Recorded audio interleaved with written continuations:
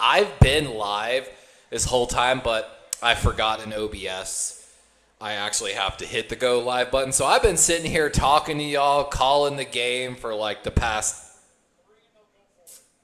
probably 10 minutes. So what up, guys? We're eating some gummies for the game, too. We just got out the gym. Today was upper body day. It's 4th and 3 here. Lions lining up like they're going to go for it in the red zone. Ball on the, what's that, 13-yard line? Welcome in, guys. My bad. I was, like I said, just sitting here talking to the abyss. Blitz coming. Goff got him, man. And first down at the 4-yard line as Amon St. Brown's wiggling something, we'll say.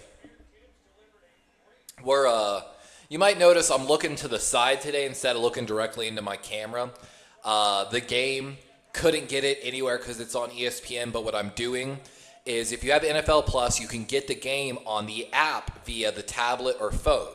So I have a tablet plugged in with the game up, smart screen sharing being the Samsung features, because Samsung's better than iPhone, to my 43-inch Roku TV that's mounted on the wall on a swivel mount so that I can now watch the game uninterrupted via NFL Plus, but through some techie stuff.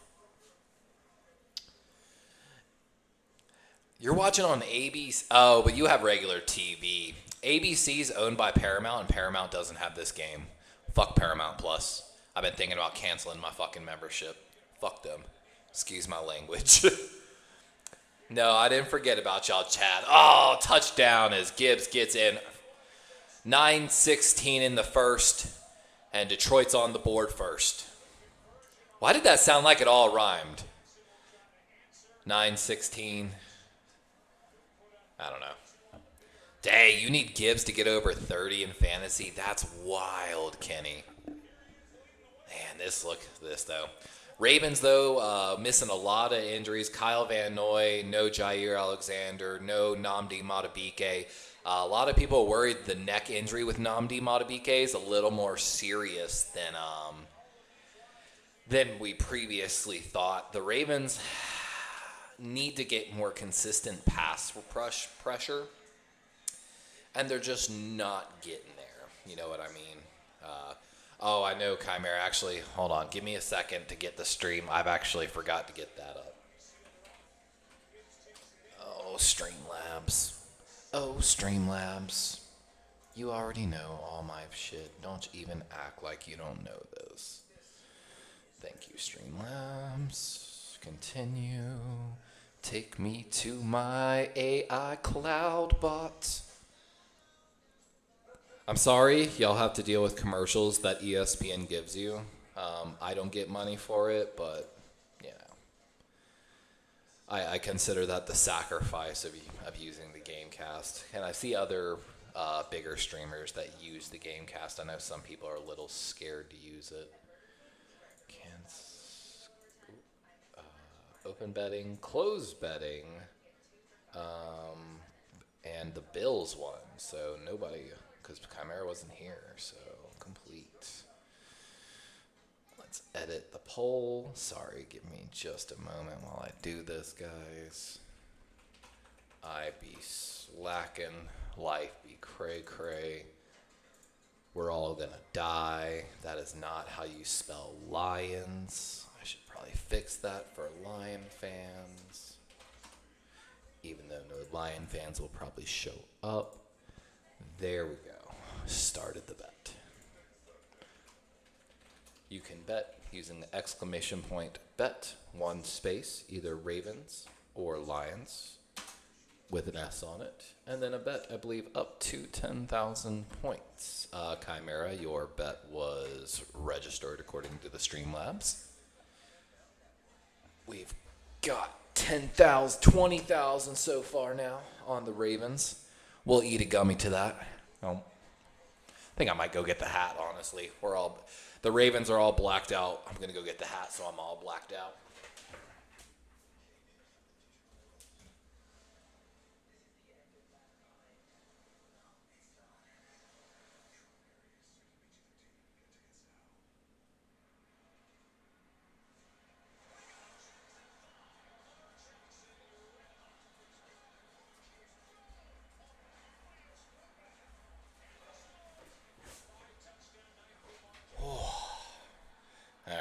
got the hat on. We're all blacked out now. We're ready.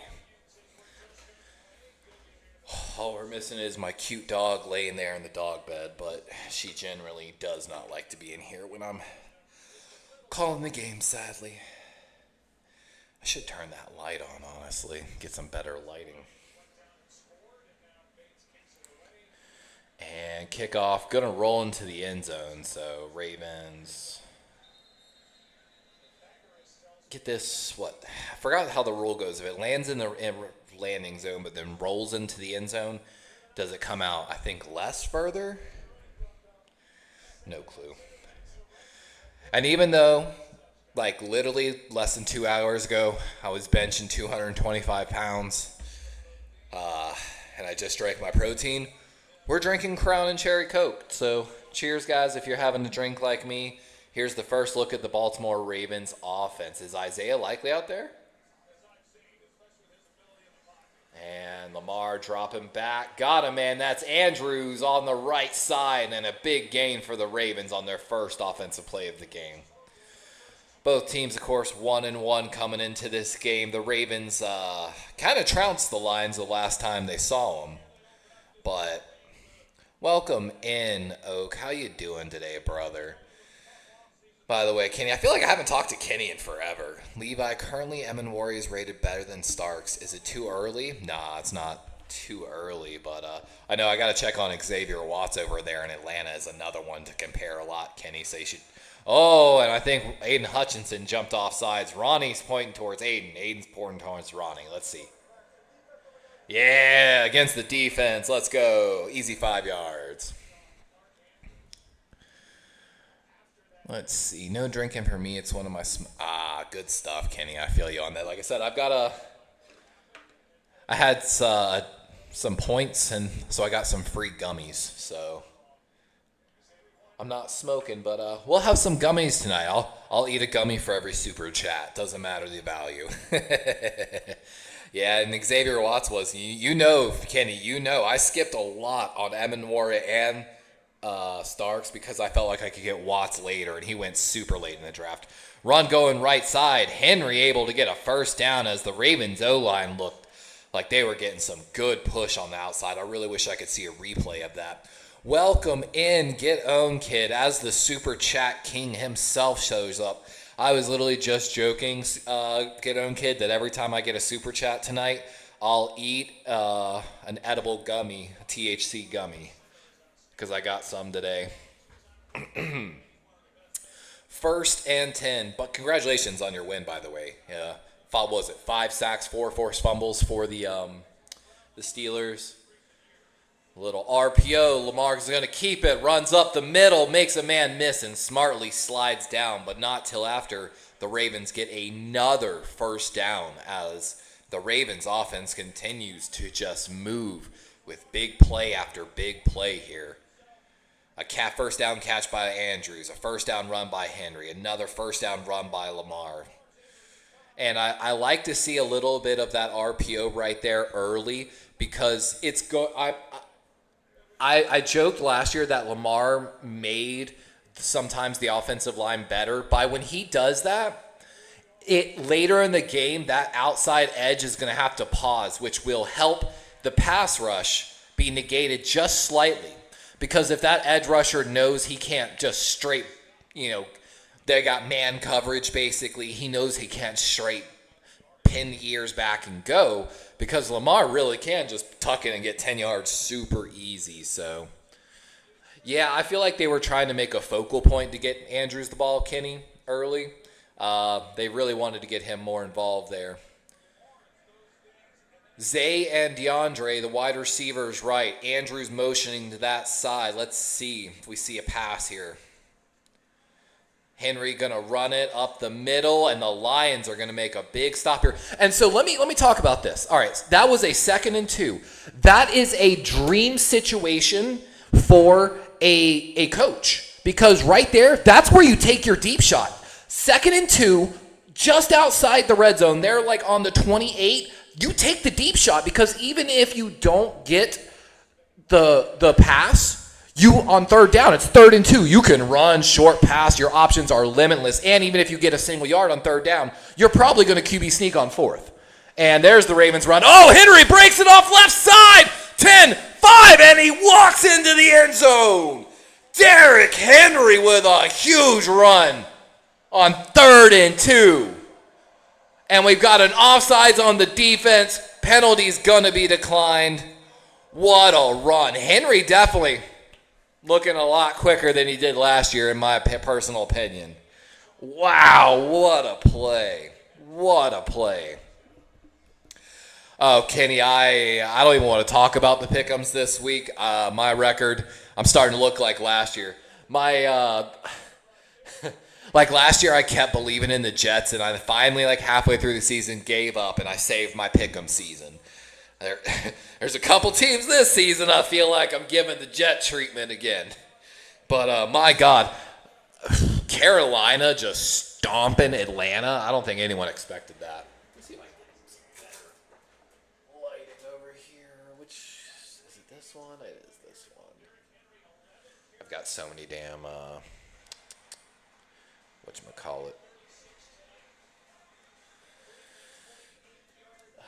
Like RGB lights and remotes. I'm trying to remember how the hell that one's definitely that one. How do I get it back to just white light? Pretty sure it's, yeah, there we go. Let's see. All right, that's soft light. Let's go change. Yeah, I think I like the soft light. It makes me look.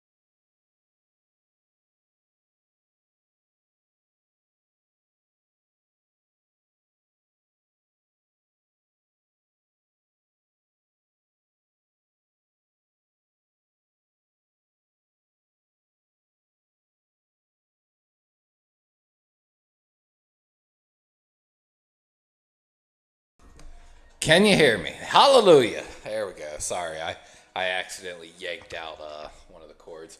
I see 2 super chats for 99 cents. Uno, dos. I might have to raise that amount by the end of this game.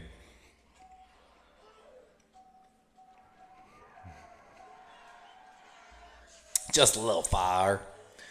Feels good to give. Y'all are funny. Kenny, get own kid should have love talking about his. Talking about Justin Fields. Oh man, the calls for Jackson Dart are getting real loud in New York. That's for sure as well. Let me ask: do you consider Joe Burrow an Ohio State quarterback? That's the real question of the day. He was at Ohio State for 2 years, sat, couldn't get the start, and then went to LSU for 1 year and put on all a show, went first overall. Poor Joe Burrow, man. Poor Joe Burrow. That's all I got. I almost feel bad for him. You know what I'm saying? Like, oh, look at that beautiful M&T Bank Stadium. They're setting off fireworks. They got the crows. God, Derrick Henry looks fast this year. Like, so much faster than last year.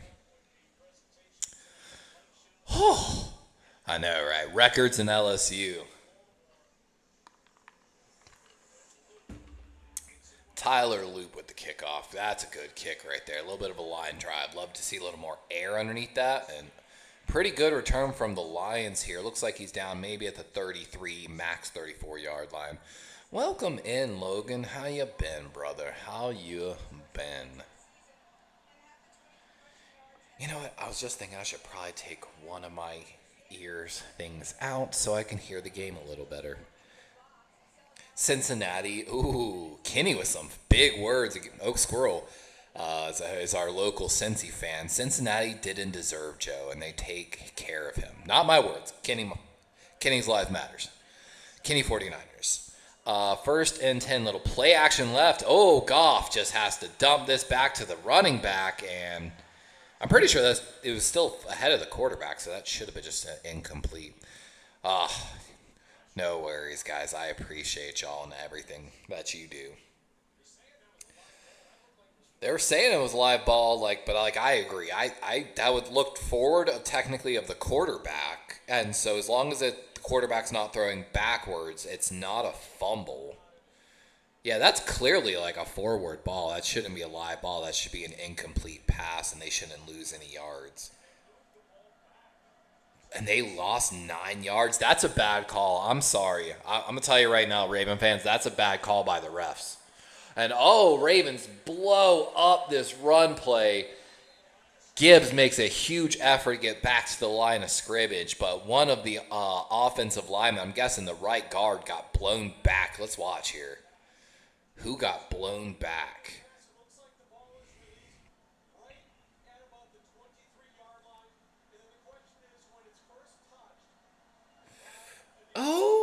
From that angle, I can see what the refs are saying, but I don't know. I'd be pretty upset if I was a Lion fan on that one.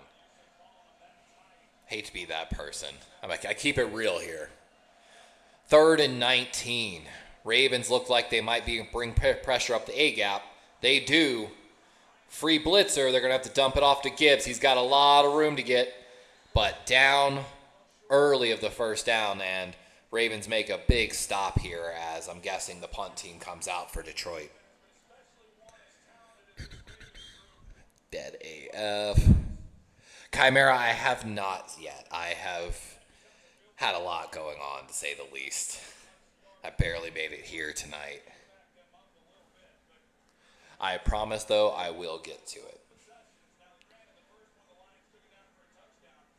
Punter out here for Detroit. Crazy that also Indianapolis didn't have to punt the ball till what was like the third quarter of their second quarter of their third game in the NFL. That's wild for a Dan Jones offense as well. And Wester going to get some space. Oh, big hit here. Looks like down at the 26-yard line. So about 75 yards to go here for the Ravens offense as here comes Lamar. Logan says, just took my melatonin like 20 minutes ago. Fun fact about melatonin, it does help you fall asleep, but it does not help you stay asleep. And actually sometimes taking too much melatonin can actually really fuck with that sleep cycle afterwards. And you'll wake up. But like I say about everything in balance. Within balance and ration.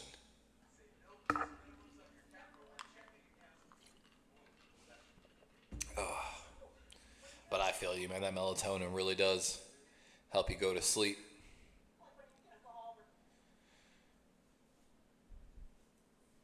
Get out of here, Get Own Kid. Get Own Kid over here trolling, talking about Danny Dimes better than LJ. I know the big story has been how much money Tua makes. Tua makes more money than Josh Allen, than Patrick Mahomes, than Lamar Jackson, than I think Dak Prescott, than basically almost everybody. There's only a couple people I think ahead of Tua, so that's the real big question mark. I have Kenny, and what's just crazy is autism has been diagnosed and separated from other mental diseases in the mental, I forgot what technically the acronym title for the basically summation and collection of all mental health illnesses and notes that we have every year.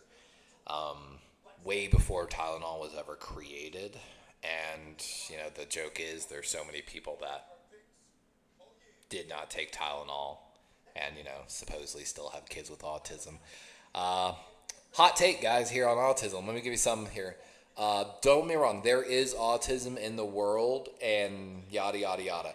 I think autism has become the new ADHD. And when I say that, we know that back in the 90s now, doctors, we talk about it now, that doctors were overdiagnosing kids with ADHD, handing out Adderall, Ritalin, and I forgot the other big major one, to a wide variety of audience. It got abused like crazy. I think autism, in a certain sense, is overdiagnosed. One, for just I'm going to say an excuse, and I think part of it is just the failing family unit due to the socioeconomic issues that are truly enveloping this nation over a long period of time. The disappearance of the middle class. It's just as simple as that. A child that spends less time with a parent and more time with a screen raising them will, of course, be very different. And we've seen such a large gap in technology. You know, fuck, dude, 100 years ago, basically, they didn't even have electricity. Not true, but pretty close. You know, so there's a big gap in, like, what your great-grandparents were raised in and you. And I think that it's such a wide, enveloping, topic to discuss that it's almost hard to have because you, like I said, there's so many things that go into it, and every specific case is different. I'm telling you right now, your boy's autistic as shit. Me and my girlfriend joke about it all the time. I'm autistic as shit. You're not gonna tell me different, dude. I can tell you all the signs I have as a kid. So, I'm sorry, I'm on a weird tangent now. I'm gonna get back to the game, 3rd and 3, and then I'll get back to the chat because this is a big third down. Zay does not know the play. Lamar motioned him by, and I think just told him what to run. Lamar going the opposite way, and there is a clear miscommunication as Lamar puts the ball in an area where nobody's at. Thankfully, there's no interception. Lamar very frustrated. Zay didn't know the play. Looks like Justice Hill didn't know the play. That's pretty crazy. Welcome in, Captain, as well. Let me scroll back up in this chat real quick. Danny. And you know, the thing is this, when Dan Jones was getting a lot of shit before they had Malik Neighbors, one of the stats that I came across on him was a stat called adjusted accuracy. And if you actually looked at his adjusted accuracy, which includes things like, oh, what a special teams play! TJ Tampa with a huge tackle down close to the end zone is all I'm going to say. What a huge play. But he had the highest, it accounts for like wide receivers dropping the ball, wrong routes, just a lot of different things. And he actually had the highest adjusted completed accuracy. And they just never really got him weapons, then never fixed the O-line. It was a pretty bad situation there for him. So I'm really excited to see what he's been doing, and he definitely surprised me. I made all the jokes about him in the offseason because I really didn't. While I defended him early, I definitely turned on Danny at some point. Like, let's be clear and honest about that. Like, I used to defend him for like a little bit, and then I just couldn't anymore, you know. So I'm glad to see him doing well. Doing good, Captain. Doing good. It's been crazy lately. That is for sure. Yeah, you gotta love. I give respect where respect's due. We've lost quite a few. Oh, your toes bruised? Let's see. Here's Washington. We have the highest rate of autism. And Captain, I don't know if you were here when I was talking about like overdiagnosed and the ADHD thing, and like it's a very large argument because there's just so many factors that can go into, and I truly believe a lot. So, but no doubt there are some kids that are just like clearly autistic, and I have a book actually in the other room where the book talks about actually how autism is almost like a superpower of humanity in a sense, because if you truly look at it, almost every giant breakthrough in humanity, especially in the science and medical fields, generally was some dude had autism and just did crazy stuff and was, you know, in the correct support system, I should say.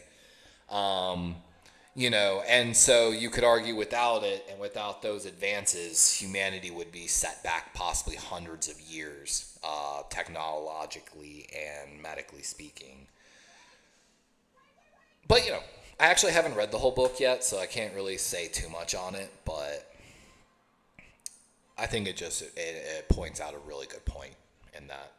One of my other favorite books I'm rereading right now is Yuval Noah Harari's Sapiens. I truly enjoy his book. And like the talk about a fictitious entity and how to combat fictitious entities. I found that quite compelling to think about and talk about. 143. Ball officially here on the 1.5 yard line. 7-7. And as I mentioned, 143 left here in the first quarter. Let's see if they're going to run this ball or are they going to try to get a quick short pass to get some breathing room. Showing power formation, run up the gut, and they're able to get quite a few yards. That looks like almost like 6-7 yards. Big run up the gut. And one of the things actually we talked about in the preseason, someone was asking me, I think it might have been Melissa, about the problems with the Ravens and such. And of course I talked about the guard play for the Ravens, but I actually mentioned interior defensive line, especially if there was an injury. And I kind of think the Ravens are finally seeing that in a sense play out here tonight. Flag on the play. And even though it was blown up, let's see what the flag is.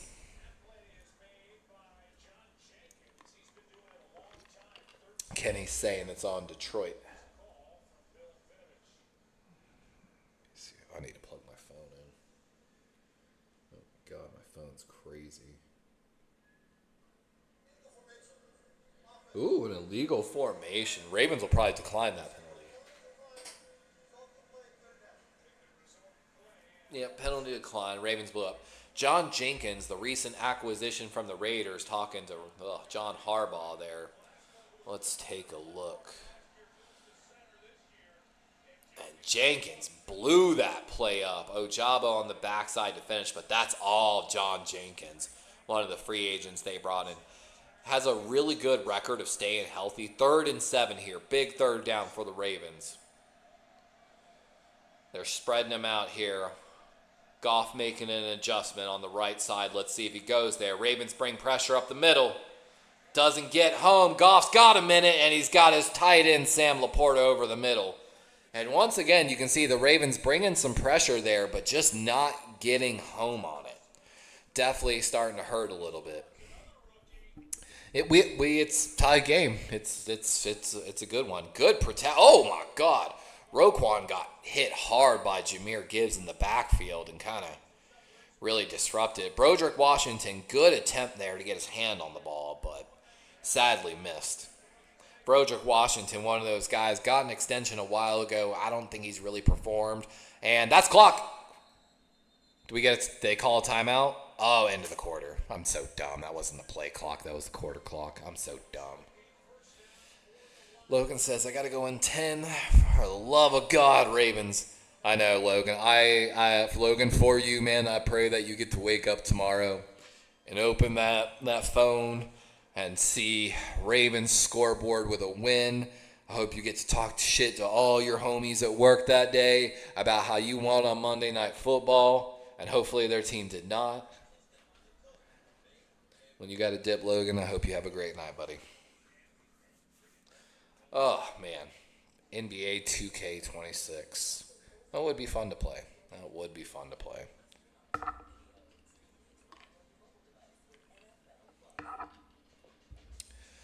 Oh, this is why I installed this TV that can turn. This is exactly why, man.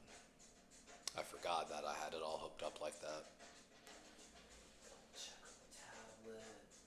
Tablet's got great battery life. We're looking good, guys. We're looking good. It's Jersey Day tomorrow for school, so I'm going to have fun with that.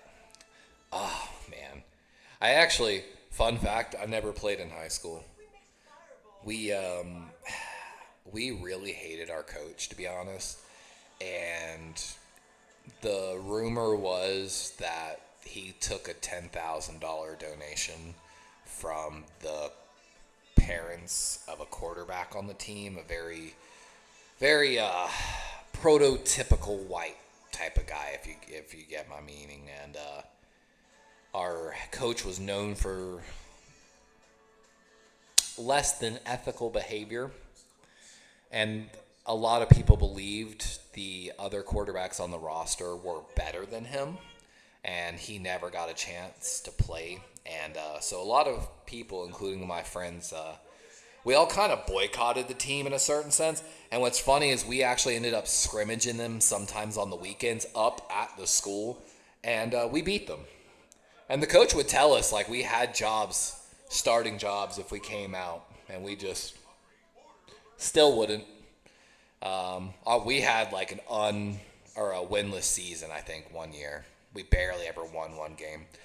I watched that said quarterback, get a 17-yard loss by a linebacker almost double his size as he just ran around and refused to get rid of the ball. I watched our punter one time legitimately punt the ball, and it went behind him. I'm not even fucking kidding you. Like, we were that bad. And that was actually, we were playing Sac Esti where Hunter Renfrow was. And yeah, it was fucking bad. It was bad. A 5-0. Good shit, man. Jared Goff with some time. Check down to the running back. Makes a man miss. Good block by Sam Laporta there to spring him. And good finish as he gets a first down. And that's David Montgomery on the check down pass.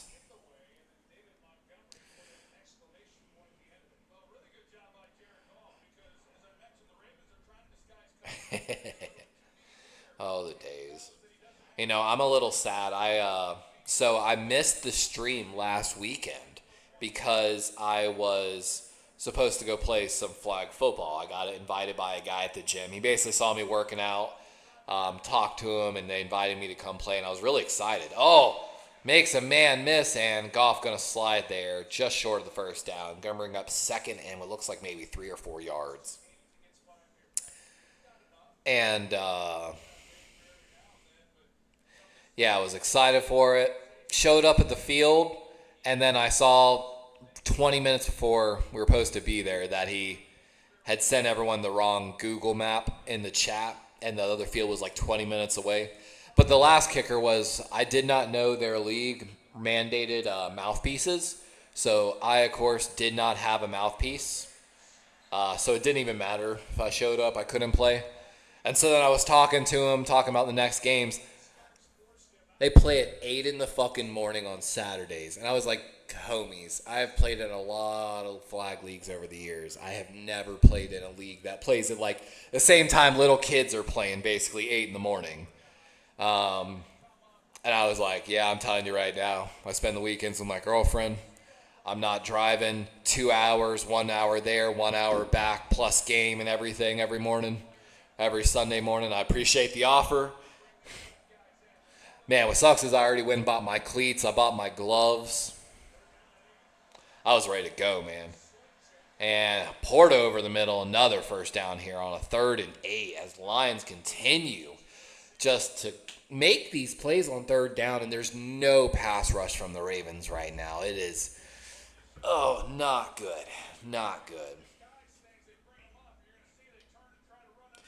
Probably was Mike Green. I didn't see who that was on that run play, Kenny. I did miss it a little bit. But I am seeing, with Kyle Van Noy out, Mike Green will be getting a lot more snaps tonight. But this front four that they keep bringing on the pass rush is not getting there at all.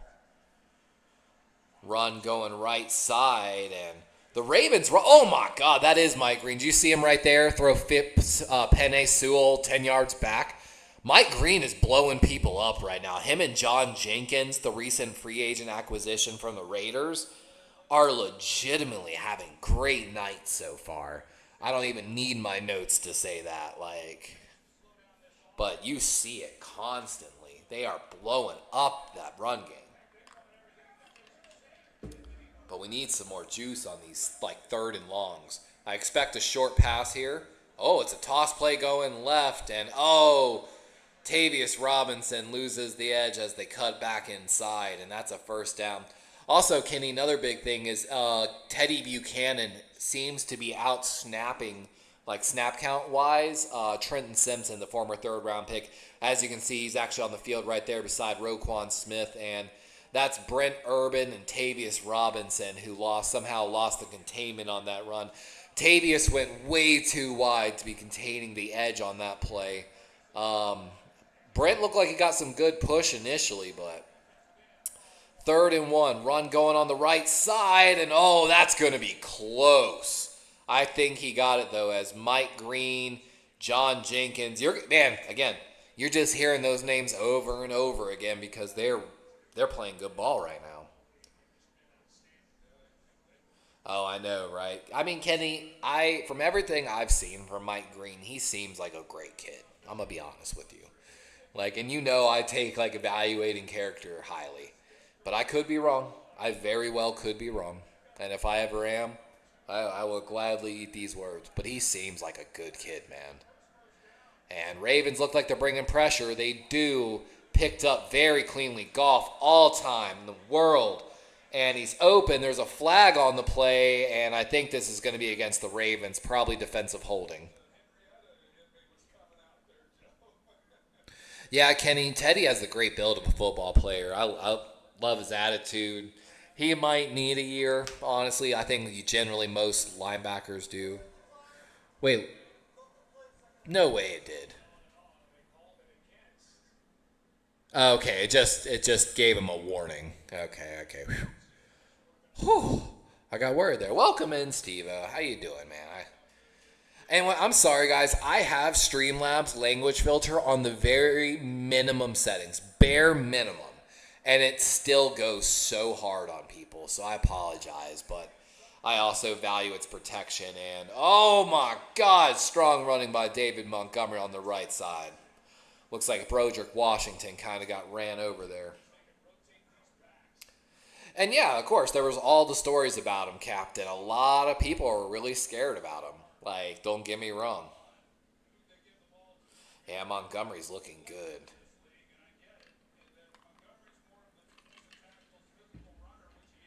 good. I'll fight Streamlabs. I've been known to fight some AI bots before. Let's see, Mike Green. Look at Mike Green signaling, telling the defense what's going on right here. He's in there, only stand-up linebacker up at the line of scrimmage here. And he's holding the edge, but interior defensive line not getting any push there. Mike Green holding the right tackle and holding his side. But the interior defensive line kind of got pushed there a little bit. And like I talked about it, one of the positions I was a little worried about, I like Peebles, don't get me wrong. I think Anais Peebles has got huge potential. I think he's an asset on third downs right now, but I don't know if he's really ready to go. Heard, Logan. Have a great night, man. No worries. 8:48 here. Sam Laporta moves into the backfield as a fullback.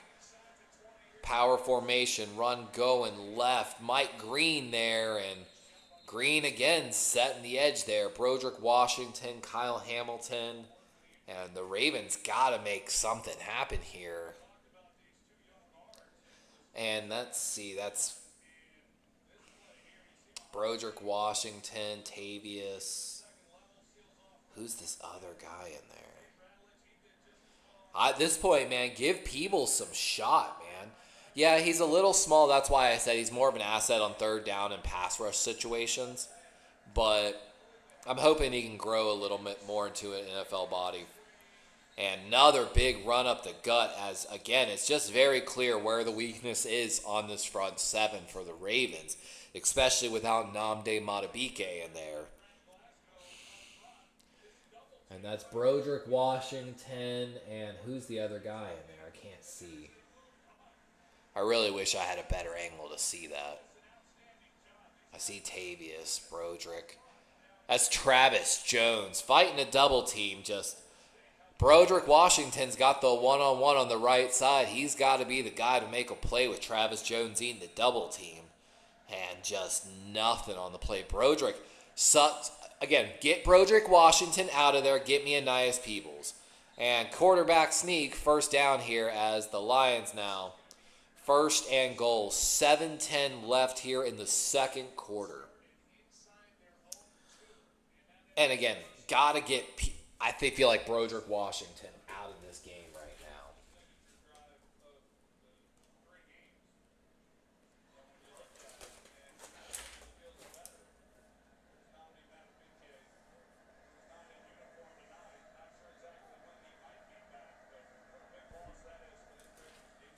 Making notes. Golf all the time in the world. Got him, man.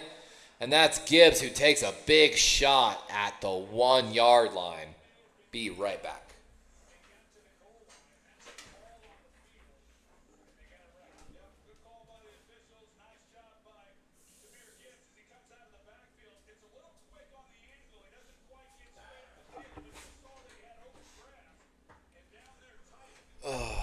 Dear Lord, man. The Ravens just have, again, no pass rush. The interior defensive line's really not stopping any run. Like, this 17-play, 97-yard drive that took almost 11 minutes off the clock. And, ooh, that's going to be close. I think they're still going to say short. And now they say touchdown. We'll get a review. It's better that they call it a touchdown so that they just automatically review it upstairs, honestly. Let's watch. Yeah, he's clearly across. That's a touchdown. Easy. Chimera says, for the record, may have been wrong on the Packers being #1 favorites. No one expected them to lose that game to the Browns. Nobody. But they were on a mission right there. And yeah, like Kenny says, the defense is pretty good up there. Yeah, Carson Schweschinger balling out too. UCLA boy. God, 98.5-yard scoring drive. Do you know how tired that defensive line is? Because not only was that a 98-yard touchdown scoring drive, that was a 98 touchdown scoring drive where they ran it up the gut a ton and found success. Again, if you've watched my streams ever, if you've ever watched me do my off-season where the off-season plan where I play GM of the Ravens and the extra point is good, 14-7. Detroit. Been long extended drives here, like crazy game so far. But in the offseason report, I've talked about Broderick Washington. His cap number continues to go up. I think he might be on the final year of his deal. Wasn't really sold on him, and I really thought we could have saved some cap space and gone a different direction there. And I feel like we're watching it come to fruition. And I'm going to be honest. If he doesn't perform this season and everything we knew came true, and I shouldn't even say it's just me because there's quite a few Raven fans that aren't very high on Broderick. Love him as a human being. Don't get me wrong. But if I'm talking purely football, I've not been satisfied with the play and the cap number. And I much would have rather given the opportunities to a rookie tonight, Nias Peebles, just to see what he's got, And even if it goes bad, at least we can say it's a rookie and he's going to learn from it, hopefully, right?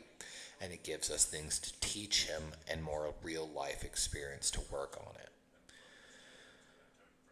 Hopefully I'm wrong. Hopefully Broderick has a great season and I'm completely wrong on this. But if I'm right, which it's looking that way currently, I just want to say I'm sick of being right. I am. It hurts my soul. generally. Deep down. Oh, I know, Chimera, and I made the joke that a lot of the bad stuff that's happened to Cleveland, I think, is 100% karma for what they did to Baker. And I mean, it just shows again it wasn't Baker.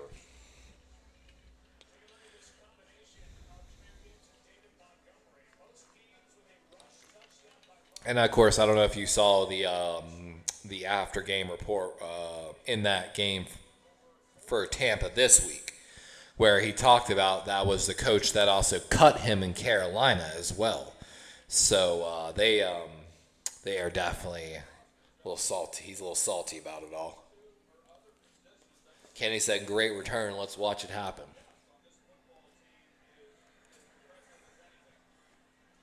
Started on the left side. Rashid Ali finds a hole. 40, 45, and down at the 50-yard line as Rashid Ali showing why they continue to keep him on the active roster 53 over Keaton Mitchell. And I'll be honest, I was not a big fan of Rashid Ali, but he's showing some great special teams value that I didn't really expect him to have as much. And I'm glad to be wrong on that one. But I truly do feel for Keaton. I should probably reach out to Keaton because I know Keaton talked about actually this offseason how when – I'll talk about it in a minute. 1st and 10 here for the Ravens. Ball just short of the 50 officially. Handoff up the middle and pretty good run there, about 4 yards. But Keaton talked about in the offseason with the injury and everything how he felt so forgotten, and I think he went through a kind of dark period in his life right there because kind of everyone stopped talking about him, stopped talking to him. The Ravens injury facility used to be like supposedly a really dark, secluded area, which they made changes this offseason to, which, oh man, it's so cool looking now, and it's such a great facility. Really respect what they did. 2nd and 6 here, Justice Hill with the motion. Lamar looking that way. It's going to be a quarterback run, and great play there by the defensive end. That's Barnes. Might be a linebacker there for the Lions, but great play. Man, so Jake Bates is the one that made the touchdown-saving tackle against Ali. Kicker saves a touchdown. I know Spongy be going nuts. He loves Bates. We're eating gummies even though no one super chatted. 3rd and 6. And Andrews looking a little jumpy already there before the ball snapped. Mara looking left, goes back right. Rolling out of the pocket left, and oh! Is it a catch? It's a catch. What a great catch by Rashad Bateman. Almost a toe tapper on the left side. Let's watch this replay again. And they slide the protection. Great protection there. And what a catch. What a throw by Lamar. Rolling back across his body. Look at the spiral on that ball. And Bateman able to get that left foot down, drag the toe. Lamar 4 of 5 for 44 yards so far. 13 rushing yards. 1st and 10. Strong right formation. Little play action. Lamar with a deep drop. And he's going to launch it. Got him, man! And that's Devontae Walker, the wide receiver out of UNC. Really thought he was going to give the Ravens some more potential last year, but had some big plays in the preseason and continues to show it here.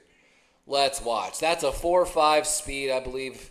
Not great. Little corner route, just Terry and Arnold giving him too much space there. Lamar just laser as he climbs the pocket. Handoff up the middle. And Henry, ooh, that's going to be close. They were going to mark him just short. 2nd and goal. I know, huge play alert. I know, Chimera. Imagine getting rid of a top QB. And then also giving that other QB said contract. That's still handcuffing that team. Can you imagine if they didn't pay Deshaun Watson, how much better that team could be with all that cap money wasted? That's what, like $40 million a year minimum wasted every year? And Henry, and oh, he's going to get stuffed. He's not getting there. Third and goal. And they're saying Lamar seems frustrated now. And Lamar's shaking his head. He is upset right now about something. I don't know what's going on, but Lamar is not happy. And they're panning in on right now John Harbaugh and Henry's saying something now. And Harbaugh's having a conversation with someone, and as Henry walks over, and I think they wanted Derrick Henry to come off the field for third down, and he's saying, and him and Henry are both saying, "What the fuck, coach?" And don't get me wrong, I've talked about this a lot on this channel, how they take him off, but I've never once said that he's struggled with pass catching or anything like that. I think it makes our offense way too predictable. And I watched Derrick Henry, some of his first workout videos before he was doing all the hill run videos was him literally doing pass catching drills. He's worked so hard this offseason on pass catching, and he's worked on his top speed to not get caught from behind. And you're not going to tell me that Derrick Henry, who's 240 pounds, can't pass block. I know damn well he can, and I know he's more than intelligent enough to know the pass blocking schemes.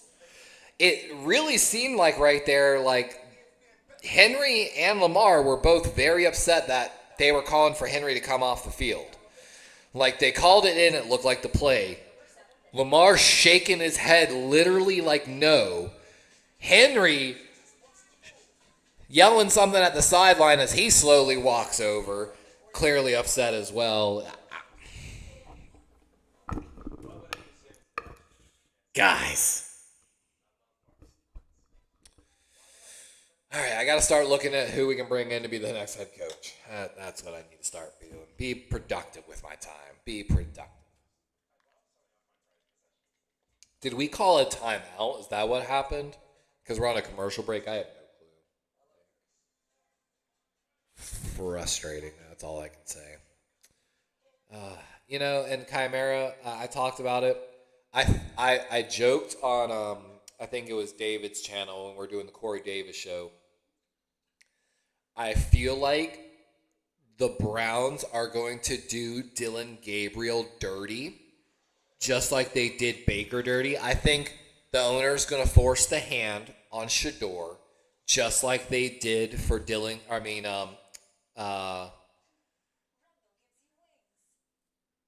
owner forced his hand on a couple of things, and I think the owner's going to force the hand, give it to Shador, just like when they drafted him. I think they'll fuck Dylan Gabriel over, probably trade him. And my joke is that they'll get bad karma again, and Dylan Gabriel will be the success story wherever he goes. But the game, we're getting crushed, John Jay. Our interior defensive line can't stop anybody. The pass rush isn't getting home. Mike Green looks good, and Lamar seems to be getting upset with the play calling. Toss play going right, and Henry's going to get stuffed again. And it's 1:48, fourth and goal. And I wonder if the Ravens are going to go for it here. And again, Derrick Henry and Lamar seem to be upset with the play calling that they were trying to take Derrick off the field on third down. And they ended up like, I don't even know, I guess the 2-minute warning. Lamar gonna keep it. And, he gets the ball stripped and able to recover, but they lose a ton of yards. And once again, the play calling extremely suspect on that drive as Lamar looks on in just shock and dismay. Let's see. Y'all joking back and forth about it. 1:22 left as Detroit's going to get the ball back. And they wanted to run the play, I think, before the 2-minute warning. It made sense to run the play before the 2-minute warning.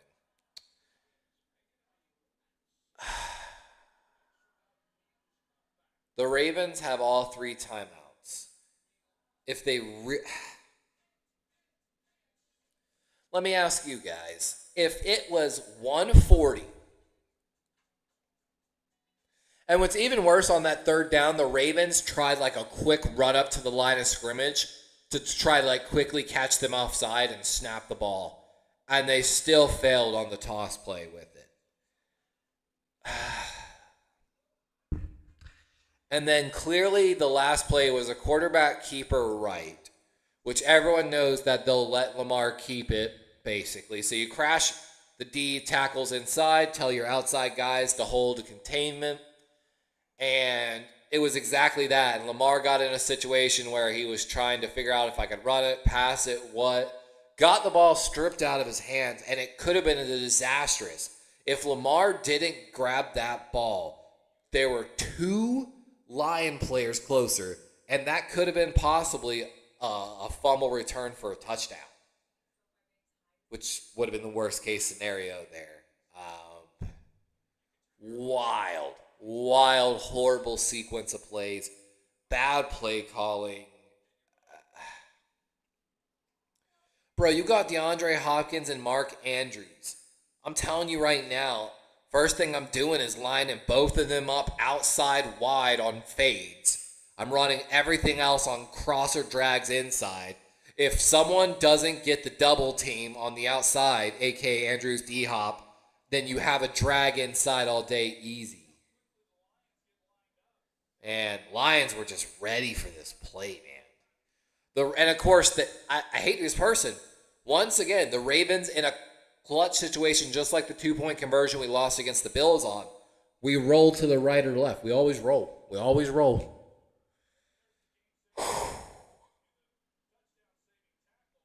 What a crazy sequence of plays. Yeah, the AFC North is a little crazy right now, to say the least.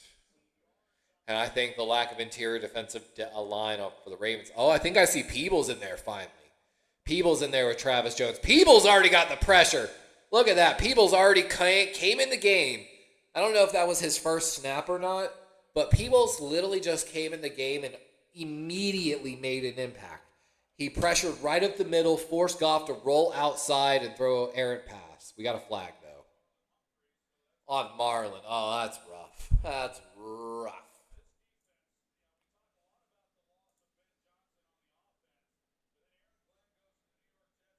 Oh, I bet, Sponge. That was an insane game. Congratulations on that win, by the way, Sponge. That was just wild to watch. I watched it at the very end. Let me see. Oh, I can't do lineups. That figures. I wish PFF had something better for game day. And Goff just going to throw this one away.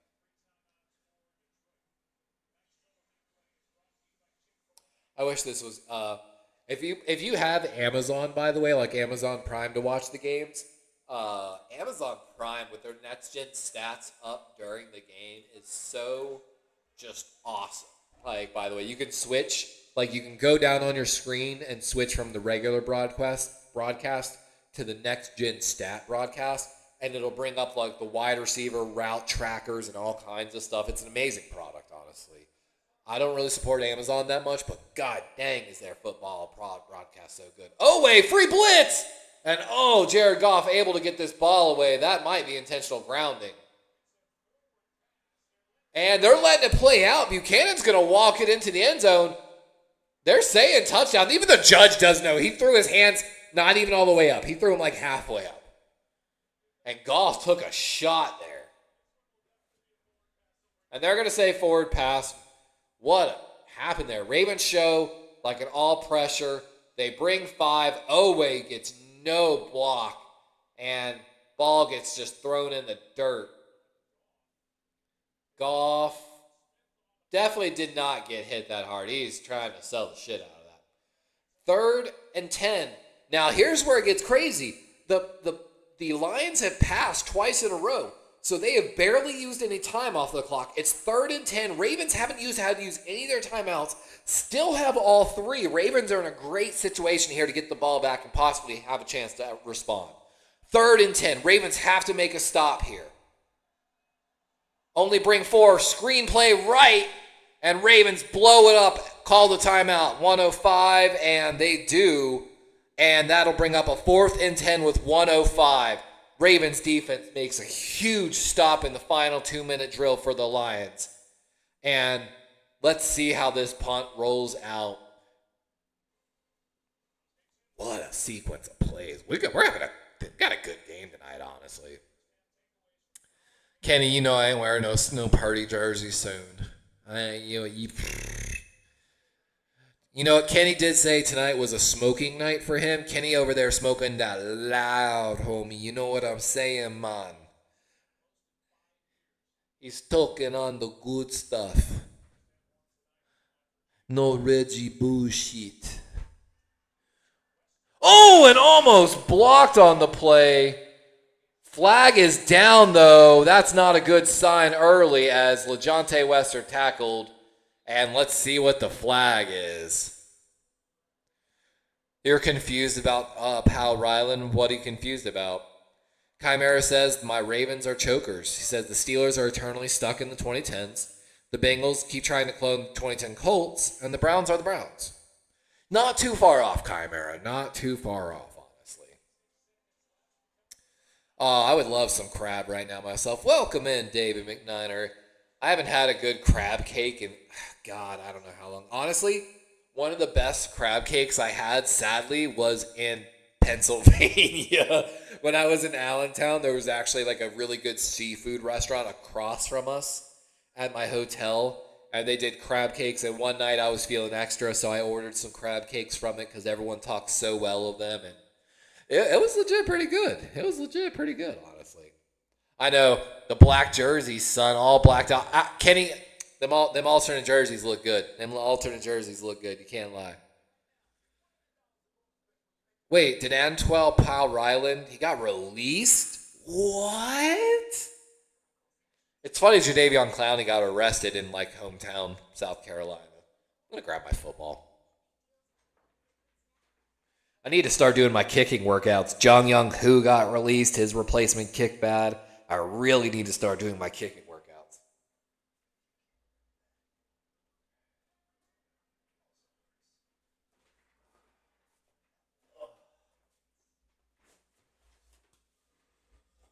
See, you know what's crazy? So at Dick's Sporting Goods, they only had 2 pairs of double XL gloves. So I went and got my double XL gloves, and my hand like barely fits in this thing. Like it is a legit struggle to get it over my knuckles. And even when I get my hand in it, it's still kind of, I've got no room really, and my hand is naturally kind of getting pulled inwards where I'd like a little more freedom on it. So I would love to get my hands on a pair of triple XL gloves. I've never had a pair before, but it would be very. And then of course, I'm not gonna lie, these cleats were a bargain at Ross. I got some Nike Alphas.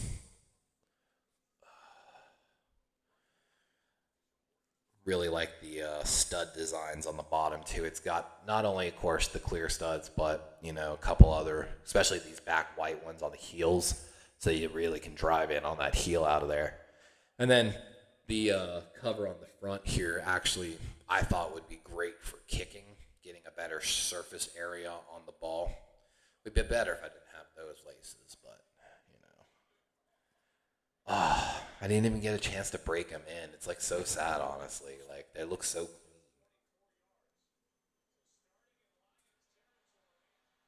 Yeah, Alpha.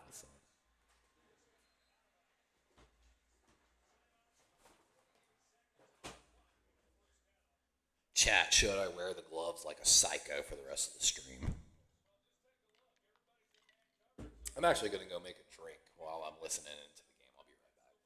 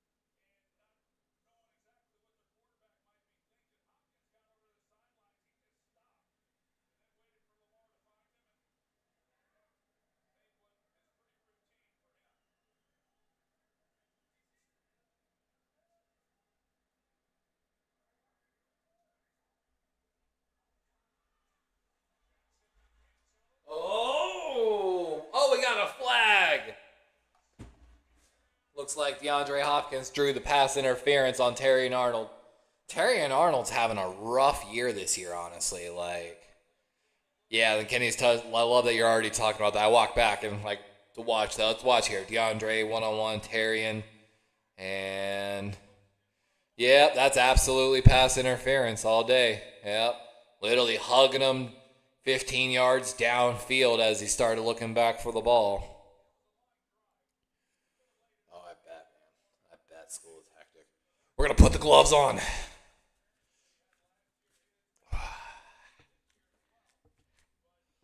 Need to catch something like DeAndre.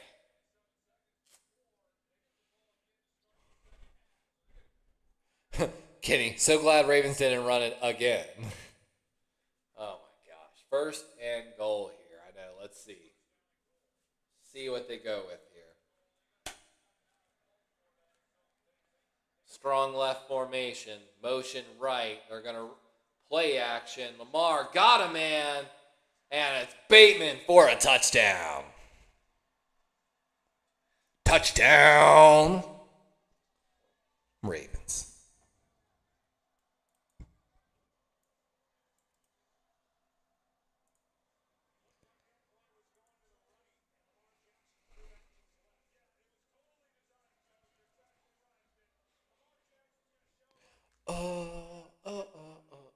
I got the O chant going on. Let's see here. Bateman and Zay, he's just on this, little zig route return, whatever you want to call that. Jerk. I think they used to call it when Owen Daniels ran it. But just inside, cut back outside, and we've got a tie ball game. 14-14 with 24 seconds left in this game.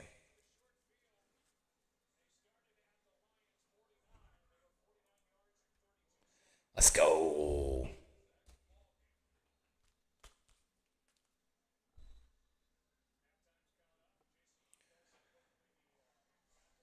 Kenny says, I just hope it's not Judkins or Banks. Oh, I know,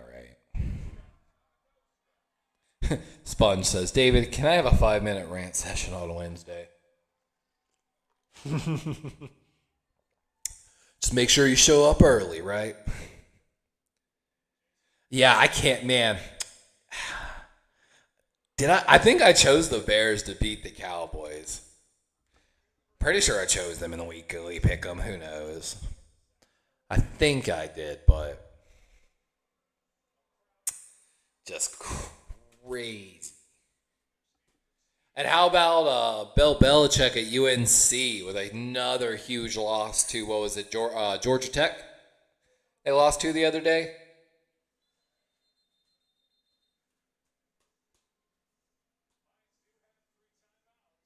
24 seconds, 3 timeouts. Let's see how aggressive the Lions are going to be here. Dan Campbell's an aggressive man. Here's the return. Caught at the 5. Cuts back left. Cuts inside. And, tripped up by a Raven down at the 35-yard line. And I'm guessing they're probably just going to... they lost to UCF as well. Isaac Tesla's, I know, there's been no Isaac Tesla sightings tonight. They've been running the ball too well, Kenny. That's the problem. They just been running it up the gut and then hitting us inside with Sam Laporta. Oh, Chimera, you benched Caleb. Oh my God, that's rough. Benching Caleb for Dak and then and TJ Tampa blows up Reynolds on the play as they're going to pass it still. 13 seconds. Detroit might be trying to get in field goal range. Spongy says UNC is 0-2 losses to UCF and TCU. Damn. Not a good start to the Belichick era, that's for sure. Does Belichick leave and come back to the NFL? Oh. Wait, UNC is 2-2. I don't watch any college football, honestly. I barely watch college football, and then I only start caring kind of when the off season starts for the NFL. That's when I start caring about college football. Or if my season is over for my team, which rarely does that happen. Goff got a man, makes the first man miss, and Tampa again with another great tackle here. As TJ Tampa was a fourth round pick, having a great night so far, it would seem. And Detroit takes their second timeout. 7 seconds left. 3rd and 3 here. Ravens could have a shot. It ain't over till it's over. If the Ravens were able to intercept the ball here, and Marlon Humphrey's coming off the field. Talking to a trainer, I think pointing at his right foot. And they're saying Marlon was coming into the game questionable with a groin injury, so might still be dealing with something like that. 3rd and 3. Ravens only look like they're bringing 3. One of them's Mike Green. Let's keep an eye on him. And Baltimore, I think, going to take their second timeout. So, going to have another minute here before. Sponge, I didn't tell you to run Modoons over DJ Moore, but I know you were running out of time. Oh my gosh, this is a wild game. Oh, I want to play football so bad. It's one of the few things I truly miss about my hometown. Like jokingly, people still post every once in a while we used to have a football group, and I was looking at it the other day. There's 200 people in the football group. And we would just like, hey, man, we're going to be on this field on Sunday at 1 p.m. Cool. You know, if we have more than 14 people, we'll start doing teams. First team to 3 gets off the field. You know, loser goes off. And basically, Iron Man style, if you keep winning, you stay on the field. Simple as that. First 1 to 3. And no fighting, no bullshit. Oh, huge first down. And Detroit takes another timeout, going to be just past the 50. I don't know how long a kick this is going to be, but it might be about 63 or so, if I'm not wrong. If this is past the 50, this should be less than 63 yards. So let's see. Jake Bake's career long is 58 yards. I'm not even going to look at the chat because I know Kenny's going to spoil this shit. So I'm not looking at the chat for a moment. Apologies. Oh my God, that felt great, cracking my neck. And Baltimore does have a timeout. Are they going to try to ice Bates here? They're putting it down at the 43. Baltimore does call their final timeout here, trying to ice the kicker, as Harbaugh is motioning somebody over, trying to tell them something. So Baltimore definitely going to take a chance to try to block this kick. Just depends on where they're going to bring this pressure. They're showing pregame Bates hitting from 60 yards. Definitely had room to hit from probably about 62 to 63, it looked like. How far is this kick? They still haven't told us. Oh my. This is 67-yard kick? No way, bro. No way. LeJontay Wester back in the end zone for a possible kick return. 67 yards here. I'm not looking at chat. Y'all be giving too much shit away. Here we go.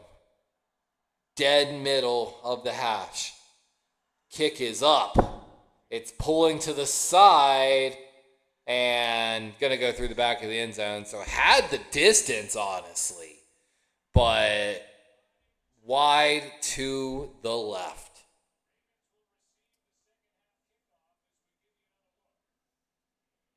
Man, he struck the piss out that.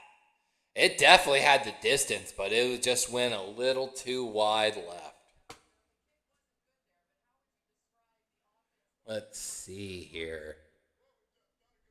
What about Laura Rutledge is up? Oh.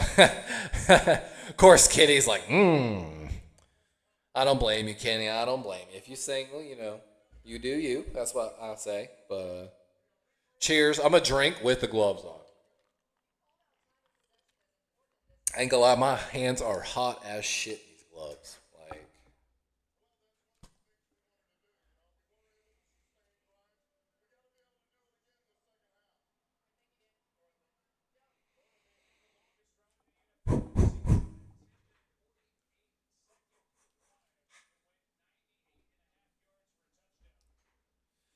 David says, what's the gravity G rating in the area?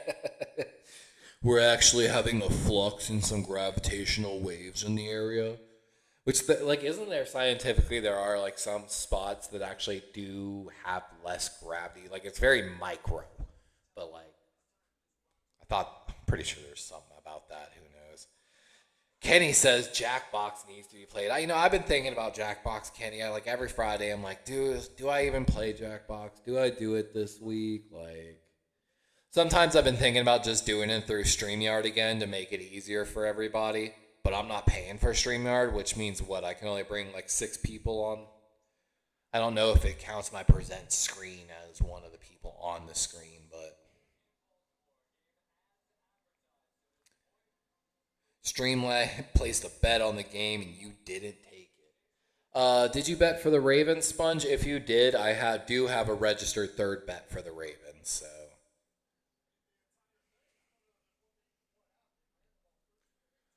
throw out the U. These ones would work. Man, again, they're showing right here at the halftime show the run defense for the Ravens. Like, it's been good at some times, but then they're just running us in on the interior right there. I feel like I'm not seeing John Jenkins in there anymore. And John Jenkins was blowing it up with Mike Green for a minute. They kept blowing run plays up. And then it kind of just disappeared a little bit. And Chimera, that's what I switched it to. I switched it to do it over Discord so I could just have as many people as I wanted to, basically. Um, but it was just hard for a lot of people, I guess. Yeah, Sponge, then yes, I do have your bet on the Ravens. I have 3 bets on the Ravens so far for a total of 30,000 points. No bets on the line so far, technically. Niner says, I wonder if the direction of how the kickers... I'm not going to say the rest of that, but that's actually kind of funny, David. Because, I mean, kickers are very superstitious creatures. I'm gonna give y'all an old glory story. Back when I played soccer, it's one of the highlights of like my little like micro career when I was growing up playing soccer. So I was playing for a team, and we were sponsored by Damon's Grill in Myrtle Beach. So I actually have the bag still in that closet right there. It's a red bag. Says Damon's on the side. We were all sponsored. Like really added to that look. The coach was like the GM of the restaurant, so he like got the owner to sponsor us. And I think it was just like a McDonald's or YMCA league, but like a lot of us played on the traveling teams as well. But we were at a shootout called the Can-Am Shootout, the Canadian American Shootout. They hold a lot of the tournaments around, and we were playing to get into the quarterfinals. So I don't know what that puts us at. And, so pretty big game, but not like a huge game. I don't want to like hype this up like, oh, it was the final game. No. We were playing to get into the quarters. We ended up in a tie game. So we went to shootout. And like, I will admit, this other goalkeeper was pretty damn good. And if you didn't know, I was a goalkeeper myself. That's why when I switched to football, I was just so damn good at catching the football. But, so we literally went through the entire roster of both teams and still ended in a tie. So the rule is then it comes down to the 2 keepers. Oh, by the way, it did register your bet, David, so we got 4 bets on the Ravens. So it came down to keeper versus keeper. We flipped. He went first, which I actually liked that. And I'm not going to lie, I heart pumping. He fucked up. He drove the ball dead center, basically square in my chest. All I had to do was drop to my knees and squarely catch the ball in my chest. Easy, done. oh my God, my heart was so relieved. So then it was my turn to kick, and I am not a great kicker. Great punter, great drop punter, but I never really spent a lot of my kicking and ball skills. Wasn't my forte, and I was such a subpar field player. Let's be honest. Um, I only was a good goalkeeper because I was abused as a child constantly, and that trauma left me with very twitchy reflexes to not get hit in life. And those twitchy reflexes allowed me to be a great goalkeeper in those just half-second situations you need to make a lower 90 save. Upper 90 is way harder, but I made tons of lower 90 saves. Anyway, it came down to my kick, and so my plan, I was like, this is either going to go great or it's going to go horrible. I'm going to, because I know reading, a player, I'm trying to read their foot placement and how their hips are coming at the ball.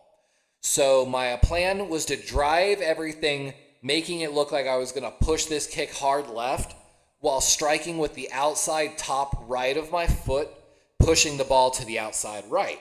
So trying to fake him out, and it went more perfect than I could ever fucking imagine. I wish we had video back in the day as easily. It went perfect. He dove hard, my left, his right. Completely faked him out. Drove the ball into the upper 90 of the right side of the net. I turned around, my entire team up at half field, losing their fucking minds running towards me. They all run over. Coach picks me up, carries me on his shoulder. They're all taking me off the field. Someone gave me an American flag. I'm not going to lie to you. And I ran around the field carrying a fucking American flag at the Can-Am shootout. We went hard. And all this just to get into the quarterfinals. Not even it was a big game. Then we got blown out in the next game. There was one team. They showed up. They were a little too old. They really didn't have any competition. They allowed them to play in our division.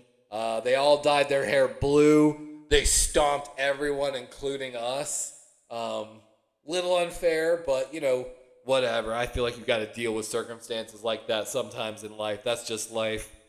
And, so we didn't make it too far in that tournament. But it was one of those moments, like I said, I will remember for the rest of my fucking life. It was one of the highs of my stupid young career. And then I got to high school. I started playing high school soccer in 7th grade. I started wrestling for Carolina Forest High School in 7th grade as well. And I got my ass kicked in wrestling, lost every match. And in soccer, it was so hard to go to the middle school, go to the high school stuff. And then when I finally got to high school, I could not stay healthy for the life of me. I had quad and ham injuries nonstop. Basically never played.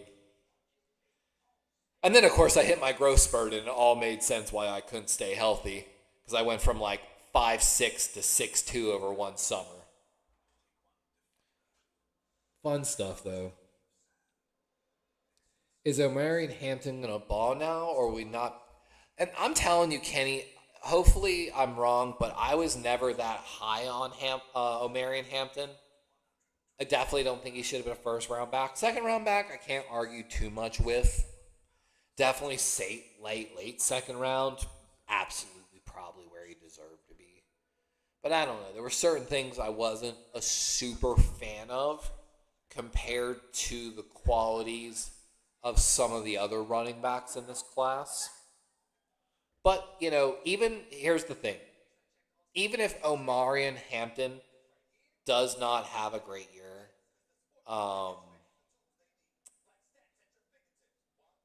one year does not determine a draft class. It's honestly about a 3-year process, in my opinion. And of course, you could really say 4 because that's when their contract ends. But I think it's a 3-year process. You see guys perform in their rookie years, have sophomore slumps, or struggle with injuries and stamina issues the first season, and then ball out their sophomore year. It happens a lot. And then, of course, those guys that do that in their third year, do they have a third-year slump, basically? What did you say, Sponge? Let me scroll up. I don't see. What did you say? A glory hole story. I said glory hole. You're funny, Sponge. Oh, yeah, I was a really subpar field player, though. But as a goalkeeper, I was pretty damn decent. Like, I remember one time I was at a soccer camp over the summer that was run by the coach. Their name's Banta, the Banta family. They're from the UK, and they ran a soccer organization called Surf. Um, Great coaches, honestly, very great guys. Like, love them. But I was at one of their summer camps, and they had a pro player from Brazil. I really wish I knew his true name. I talked to him about it. He's like, my name is Charlie. And I'm like, is your name really Charlie? He's like, no, it's something really long. And so I just go by. So as a small child in the South, he was basically explaining to me what whitewashing a name was as like an 8-year-old child. But of course not calling it that, but that's exactly what it was. Charlie was a great guy. I trained with Charlie a lot. I actually trained private with Charlie. But I remember at that summer camp, we were doing stuff, and he made a challenge. He was like, I will give anyone that blocks my kick $20 if you block my kick.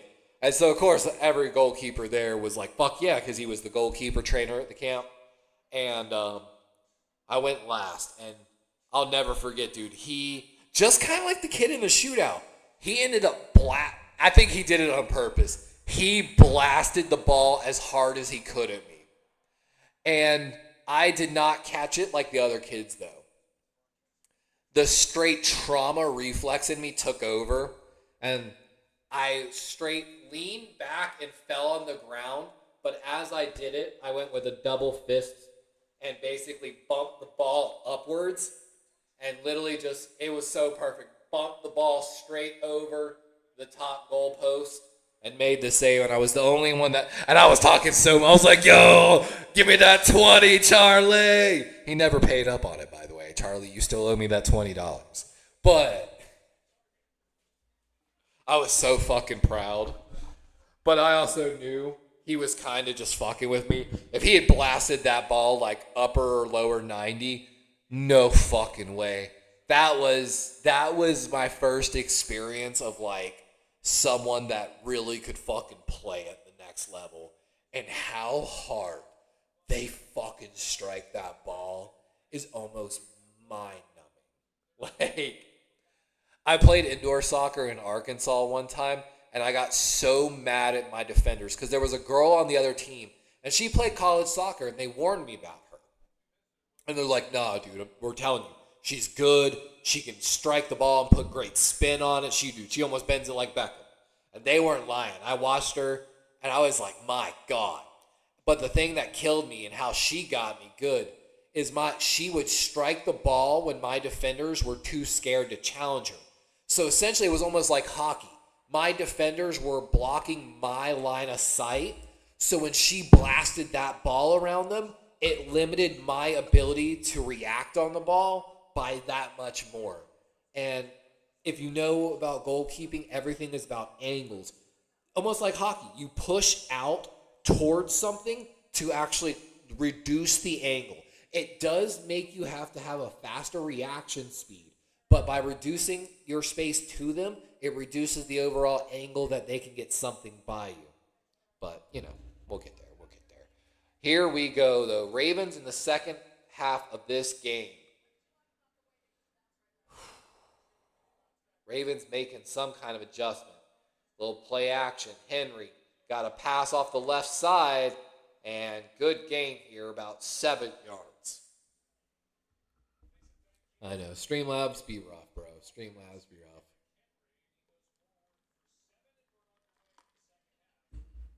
All right. I'm going to take these gloves off because I want to eat a gummy. And, oh, look at Kolar. Kolar just beat Aiden Hutchinson one-on-one in pass blocking. Please, dear God, re-sign Kolar. Please, Ravens. That kid deserves it, man. I know y'all gave Some of the guys gave him shit when he showed up with dreadlocks or whatever. But I like him. I like him a lot. I truly think the Ravens with Kolar and Likely will be very safe in their future endeavors. We'll see what Mark Andrews wants contractually wise, but I do expect Mark Andrews to price himself out of Baltimore this offseason. And if you don't know this, the Ravens will have Mark Andrews, Isaiah Likely, and Charlie Kolar all becoming free agents in the same year. All three start tight ends. And Ravens want a jump, and it looks like they're going to get it.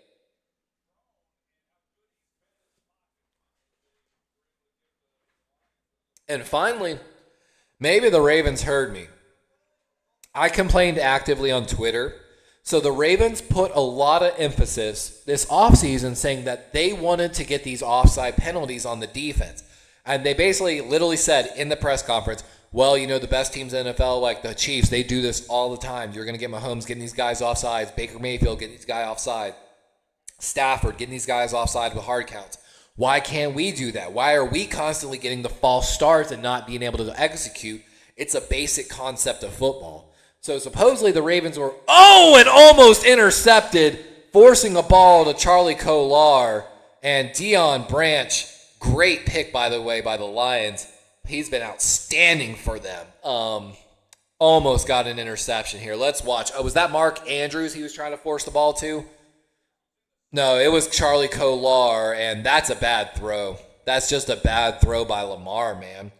You got to throw that ball up and over and trust him to go run it down. I know that sucks, but you got to do that. He had the leverage. He had the positioning. Oh, that's rough to watch. 2nd and 10. Ravens in a wide shotgun. Lamar, short pass left to Andrews, and maybe about 4 yards on the play. Going to bring up 3rd and 6, I believe. Oh, my gosh. What a crazy game so far.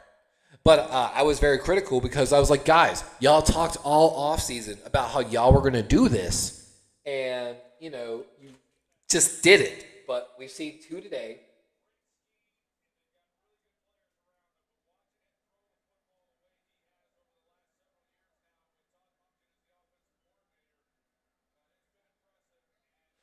I swear sometimes they actually do listen. Maybe they do. Oh, and great catch by Zay. Big hit, though. I think he's going to be just short. Looks like the side judge, though, is awarding the first down based off the position. So, should be a first down. Sponge, don't you dare steal Charlie Kolar. Do not dare. And if you don't know what I'm talking about, Charlie Kolar, I think it was this offseason, he showed up to camp, and if for y'all don't know, he's like a 6'7", 260, big old Iowa corn-fed tight end kind of in a sense, but not really like that Southern. But he showed up to off-season with like dreads, like or whatever, corn. I don't know. I'm very uneducated on that, and I apologize for that. But he showed up, and they were kind of like roasting him a little bit, like. But I think he was just trying really hard to like fit in, kind of, with his teammates. And so I really like the kid. Like I really do. He seems like a really great kid. And y'all know how much love I have for Isaiah Likely. We gonna put on the pewter ring. Pinky ring, son. Nobody's super chatting, but we're still eating gummies. 11:25 on the clock. 2nd and 6. Ball on the 44-yard line. Little play action. Lamar over the middle. Wide open. And there's my boy, Charlie Kolar. Love him. Love him. Don't you dare talk about my boy, Sponge. No way. I really hope he doesn't price himself out. Like, man, how shitty would it be if Kolar goes and balls out, has a great season, and then, my God, that was just a huge hole. That looked like a defensive breakdown in the Lions. There was just nobody there in the middle of the field. That was the easiest throw and catch.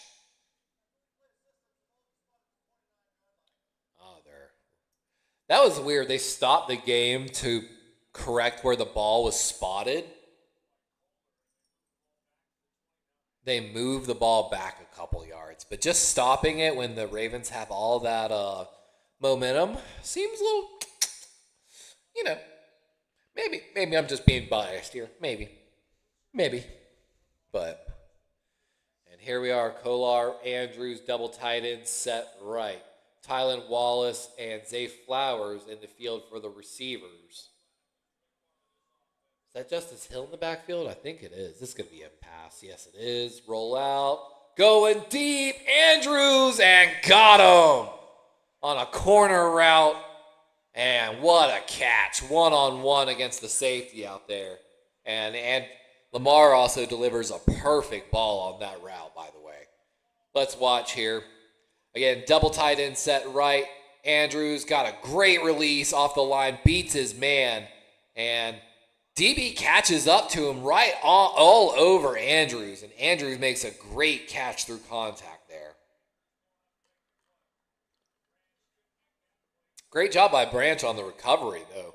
Got beat really bad on the release. And little toss play. Oh, Henry's going to look to throw. Oh, no, and oh my gosh, almost intercepted by DJ Reed. Tylan Wallace, the intended wide receiver, and Lamar's jokingly saying to Henry, you're not supposed to throw that ball, bro. Oh my gosh, what happened here?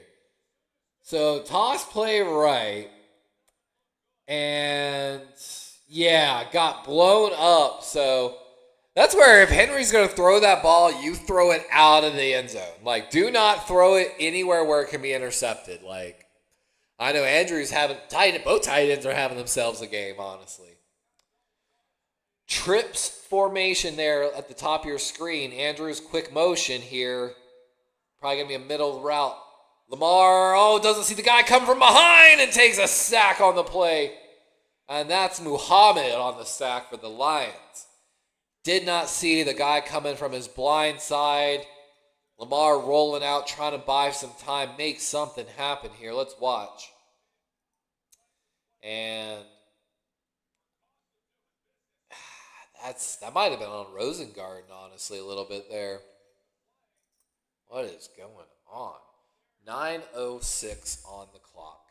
Third quarter. Ravens are taking almost half of this quarter now on this one drive. This is what you like to see. Court's all caught on me. Pass deep right, and is that Andrews? It is! Touchdown, Ravens. Mark Andrews showing why he still deserves to be on the roster. He says, y'all talk all that shit about me.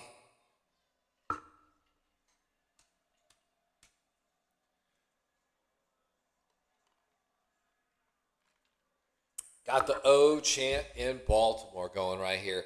One-on-one against Anzalone here. That's definitely a mismatch. And again, Andrews just working out corners, and Lamar just delivers a perfect ball. Anzalone, honestly, right there in coverage. But Andrews showing very solid hands tonight. No double clutch catches there. 11-play, 73-yard drive, took 6:09 off the clock, and the Ravens are up 21-14 with 8:51 here left in this third quarter football. God, look at how beautiful that ball is. Great catch by Andrews, too. Aiden Hutchinson looking a little frustrated, shaking his head. And Andrews and Lamar Jackson giving each other love. Kolar, so excited. Jumps almost over Andrews on that, celebrating the touchdown. I know the Ravens got to get all their tight ends signed in the offseason.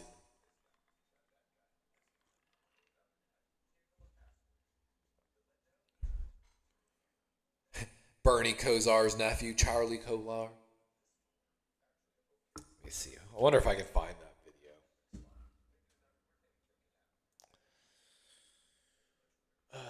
Charlie Kolar roasted.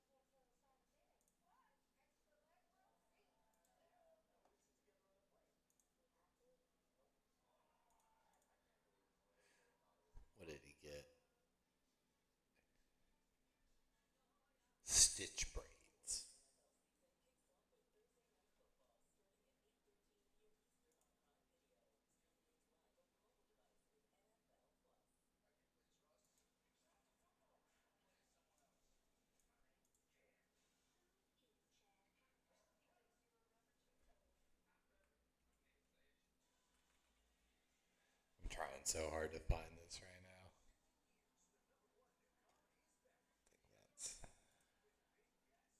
Oh well. I give up.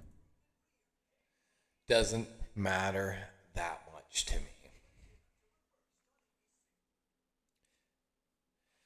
Do you see Kimmel's coming back, by the way? Finally, though.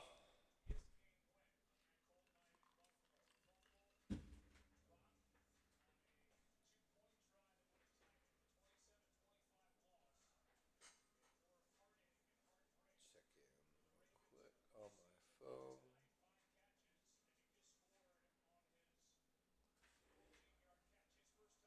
It was a 15-yard touchdown catch by Mark Andrews.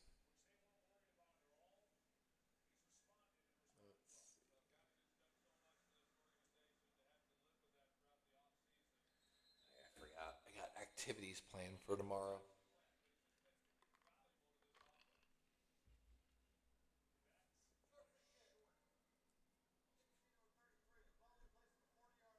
And Tyler Loop hit with another penalty on the kickoff. And Ravens have been talking about they've had some penalty issues on kickoff. And the problem seems to be continuing.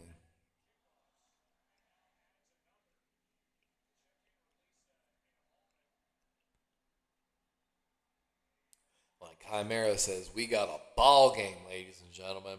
21-14. 8:51. Jared Goff, 14-17 for 135 yards. Having himself a pretty good game.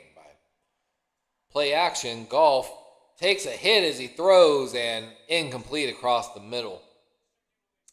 That was Mike Green delivering the pressure and hit. Mike Green showing why we don't need Kyle Van Noy anymore, honestly. Kyle Van Noy was blowing gaps already. Like, that's the thing. Kyle Van Noy was blowing gaps. Did his podcast the night after a horrible loss where they played horrible, and now he's out multiple weeks. It's a curse, man. It's the podcast curse, jokingly. Handoff going left, and Gibbs, truck. And that's Chidobe Awuzie with the big hit on Gibbs. And Awuzie has really been one of those steals of the free agency so far for us.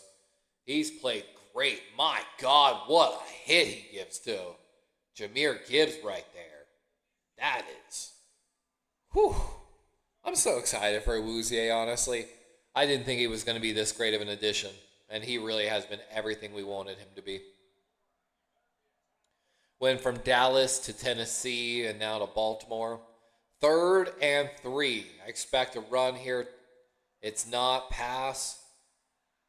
Decent push, and great coverage by Roquan Smith, but Sam Laporta with an even better catch over the middle. Roquan all over him in great coverage, but just Laporta with a great catch. Ravens bring 4. Looks like a zone drop here. Roquan stays with. Roquan might have got away with a little bit of holding there, but, not too bad. He had him around the hips there. 1st and 10. Strong left here.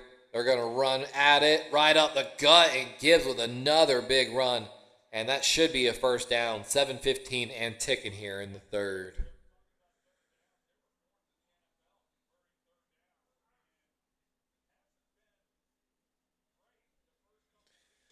Not too much, John Jay. Honestly, it's a tie football game, and then the Ravens came. Ravens came out after halftime and drove down the field in a very long drive that took almost half of the 3rd quarter. Ended up scoring with a big catch to Mark Andrews. So, not too much, though. Not too much. The 2nd and 1 here. Handoff inside, little inside zone, and that's going to be a first down as Humphrey, Hamilton, Urban, and Buchanan in on the play. John Jenkins seeing some good snaps here too. And that's what the Ravens needed to do. They were kind of getting a little beat up on the inside there in the 1st quarter, in my opinion. John Morton, first season as the Lions offensive coordinator, former Broncos pass game coordinator. I know there's been some talk about him a little bit. A little bit of tinnitus going on here. And we got a flea flicker.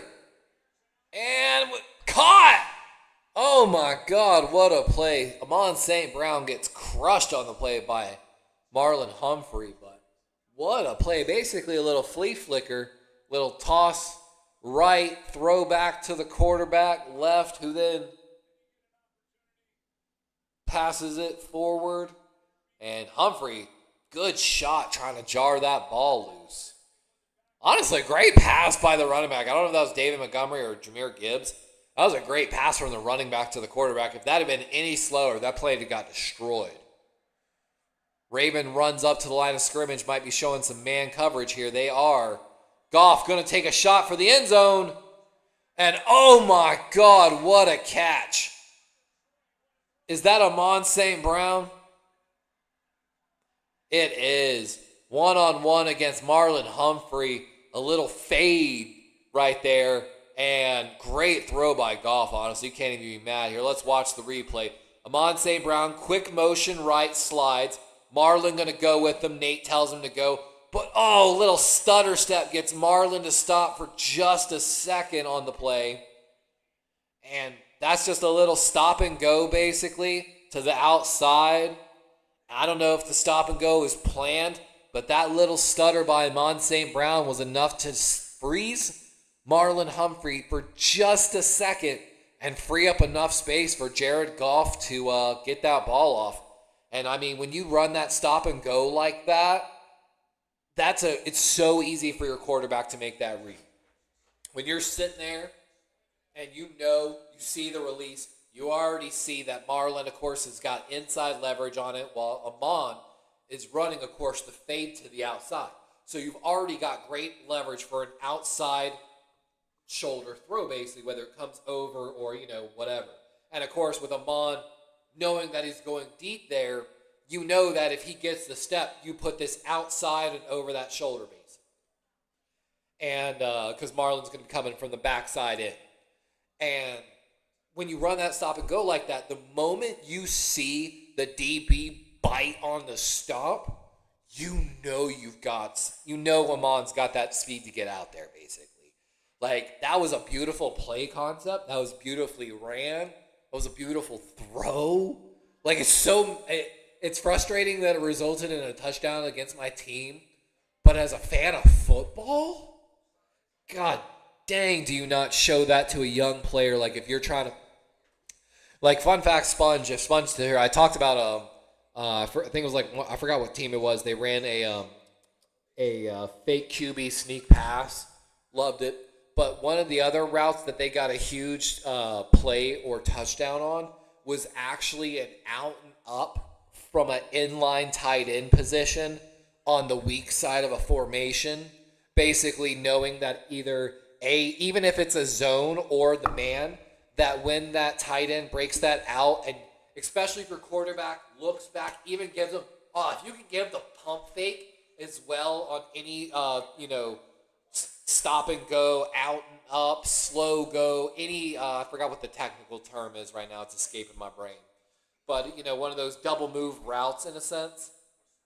If you can incorporate a quarterback pump fake into it, and that's exactly what they did. And when they pumped that out route on the tight end, out and up on the backside, weak side of the formation, even if the linebacker's in zone, he's probably going to bite trying to come down and make a tackle and not even go for the ball.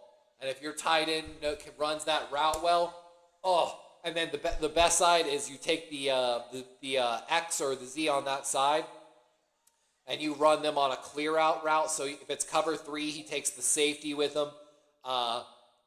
If it's man, of course, they're probably taking man and safety with them. No matter what, when that tight end breaks the up, there should basically be only maybe 1 to 2 people in front of him with a blocker and like 15 yards. So I love it.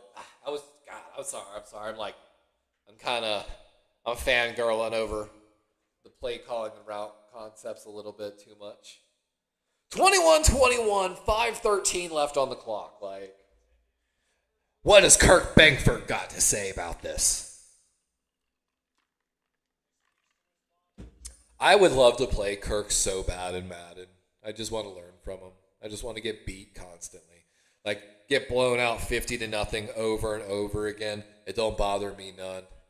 I'll learn. I'll just keep learning and learning. My only goal when I play games like that, I love beat me up, bro. Don't take it easy on me. Just go full steam. Let me, like, 1 second. Like, if we're playing a fight game, I'm like, all right, hold on. All right, how do I move? Okay, that's punch. Okay. All right, we're good. We're good. Fight. Beat the shit out of me. But I guarantee you, generally, I start learning pretty quickly, and nothing brings me more satisfaction than, like, taking a game that someone beat me in constantly, and when you get that first win and just, like, the look, you find out right there what type of sportsman they are. And nothing's better than, like, then slowly just beating them constantly over and over and over again in their own game. I used to do it in Smash Bros. A lot. If you're a Smash Bro player, I hate to be this person. I don't know about new Smash Bros. I haven't played anything since, like, maybe the second one. I'm a Sheik player. But I can play Zelda as well.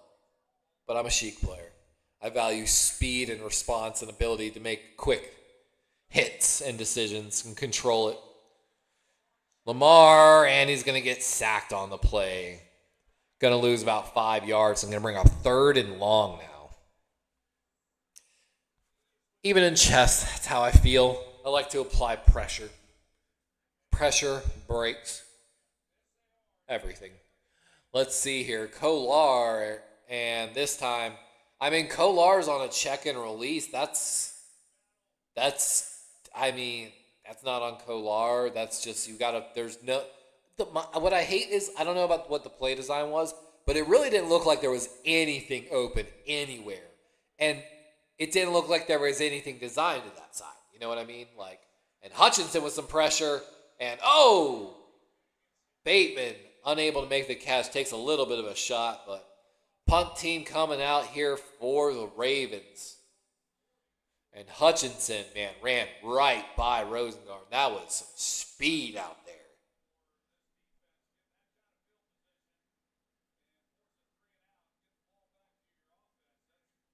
This is a wild game. Wild.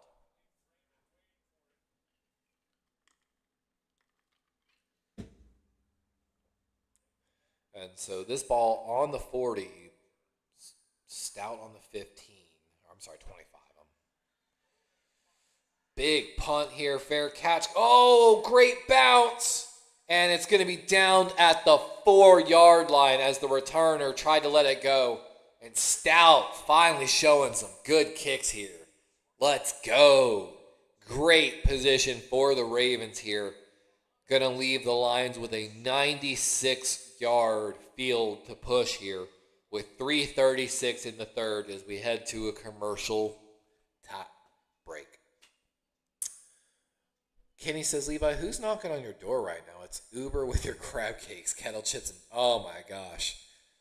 Black cherry, I am a cherry person, actually. Kenny is the funny part. I'm a big cherry guy myself. I love Dr. Pepper, so black cherry, cheer wine. Oh yeah, I'm here for it. I would be so happy. Tonight's dinner is actually, the girlfriend, we always talk about it, so she knew the game and the stream. So tonight we're like making popcorn chicken. I got some waffle fries, so I'm just going to put it all in the oven, bake it. I went to Publix today. Publix is currently featuring a new sauce for their chicken. It's a sweet peach heat, so it's like kind of like a peach barbecue with a little spice to it a little bit. We had it on some rotisserie chicken the other night, and she really liked it, so I went to Publix today, and I got them to give me just like a side of the sauce. So I'm going to toss the popcorn chicken in some sweet peach heat sauce, make some waffle fries, and I don't know if I'm going to make any vegetables, to be honest with you. We had broccoli like 2 nights in a row. I made steak and rice last night. I fried up some rice, broccoli with some sesame oil and soy sauce, and then marinated the steak, all day in some soy garlic. I didn't have honey. I would have added some honey, made it more like teriyaki-ish in a sense. The ginger teriyaki, soy, honey. Chimera. I wish I had super metabolism so I had an excuse to eat like a lineman. Dude, Chimera, well, you know what's crazy? Y'all remember this. Y'all been part of this journey for me in a certain sense.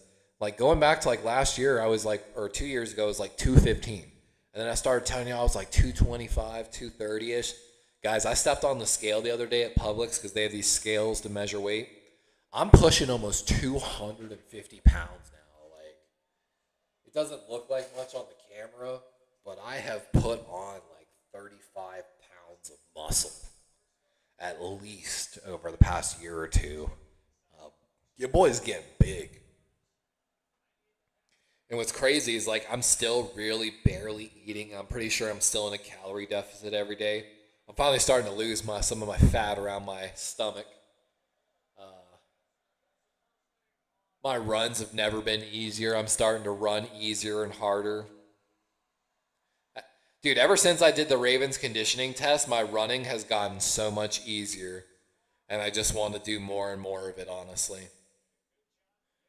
But if I was actually consuming like my calorie intake, I joked because I was like, oh, I play linebacker edge, because honestly I might put on, if I was eating correctly, I might push like 270 with muscle, honestly. Which I've never been that. Honestly, this is the biggest, right now, my current weight is the biggest I've ever been in my life. Even when I played semi-pro football, even when I was prepping to go back to college, I never broke over like 235. So I am, pass over the middle and incomplete. Had him, man. That was St. Brown again. But I'm currently the biggest I've been. And it, like I said, it's all muscle. And as much as I fucking hate running, I never skip my runs, ever. I did my run today. And what's funny is that's actually what caught the eyes of the guys that recruited me to that flag football. I was like, I don't know, guys. I haven't played since, like, I snapped my leg. I haven't stepped on a football field, I'm going to be honest with you. Like, I don't know, like. And they, oh, my God! David Montgomery breaks over the middle. Marlon's trying to chase him down. Awuzie Marlon. But David Montgomery down at the 11 after a huge run. As the interior of the Ravens' defensive line is still having issues tonight. And I told y'all before the season, it was honestly one of my worries. And it's coming to fruition tonight. And that's Broderick Washington. Look at Broderick trying to chase him down. Yeah, Broderick gets beat. Everyone gets beat. Misses a tackle. Everyone's beat, man.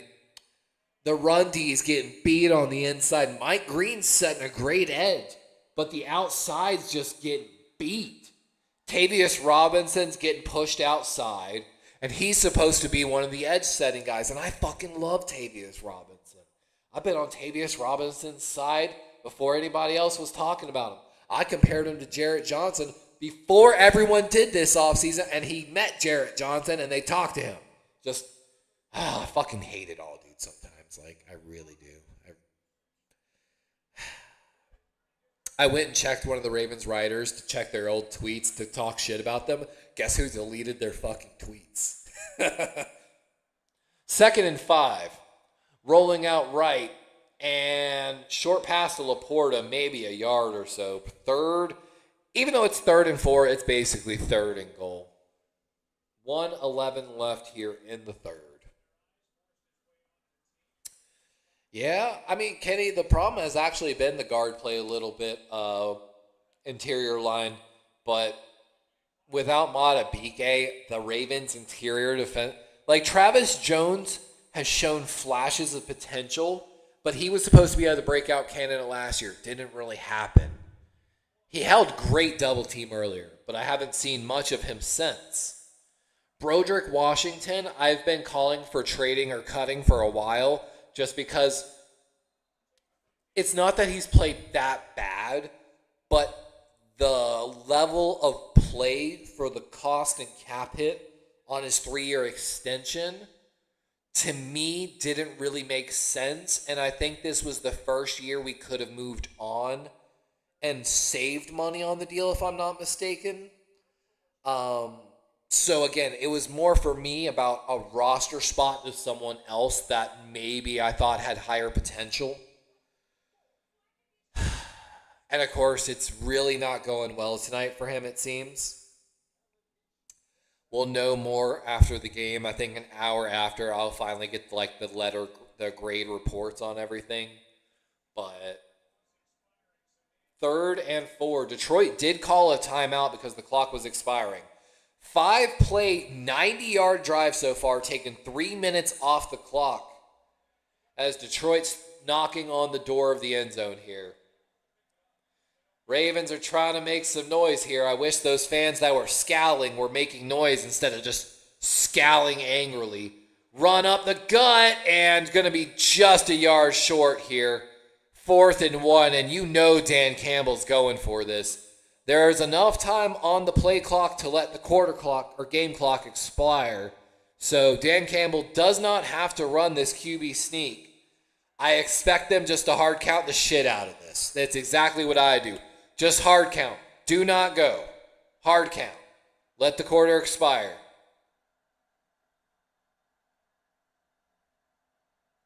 They didn't even hard count. Wow. That's a missed opportunity for the Detroit Lions offense. Honestly, if you're asking me, that's where you quickly tell everyone in the huddle, don't go, don't you dare fucking move no matter what I say. And you walk up there, because he had like 20 seconds, 17 seconds or so standing there waiting for the game clock to expire. And it's not 3rd and goal. It's 4th and 1 technically. So a 5-yard penalty would, or half the distance would give you a first down. This isn't like it's a 1st and goal and you really don't have a lot to gain.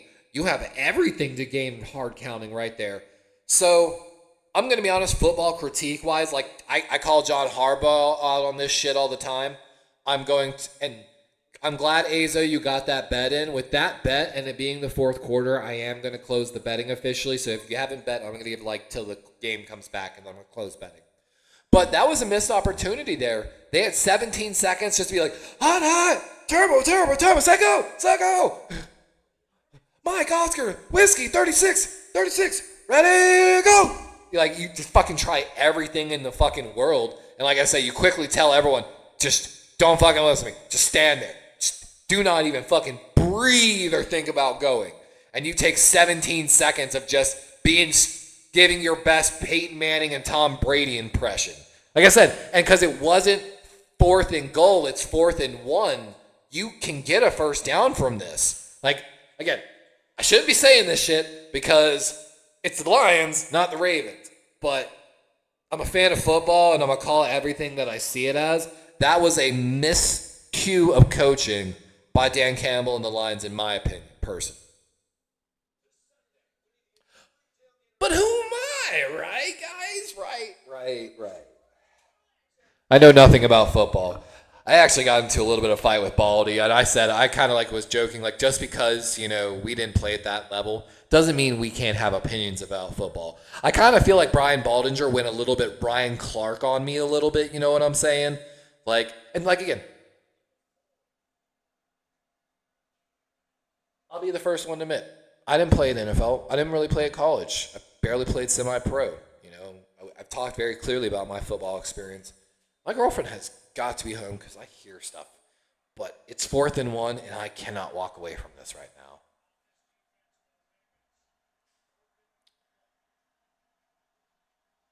Fourth and 1. They're going to go with a double pitch, and oh my God, what a play design. So if you're not watching the game, it was a toss right to the fullback, who then pitched it again to Jahmyr Gibbs on the outside. So a double pitch play from the Detroit Lions on 4th and 1, and Jahmyr Gibbs has a 4-yard rushing touchdown. Let's watch this replay again. And that's just great play design. Mike Green probably never thought it was coming back again. And the Ravens just lost outside containment. I don't know what happened to the corner on that side. I think he got ran off by the wide receiver. Kenny says, I'm the cooler when it comes to gambling. Crab cakes are here. Oh, I would love crab cakes. Thank you very much, Kenny. I appreciate you. Who cares about super chats when you get crab cakes? 28-21 as we're just started here in the 4th quarter. I'm going to go walk away to say hi to my beautiful and wonderful girlfriend. I'll be right back, man. Oh, John Jay, it's a wonderful and beautiful game, honestly. Like I said, I've been gushing on the lines probably a little too hard about play design, play calling, the passing. Like, it's just good, man. It's good. And the Ravens have another primetime game, and it's a great one. I'll be right back, guys. Gummy!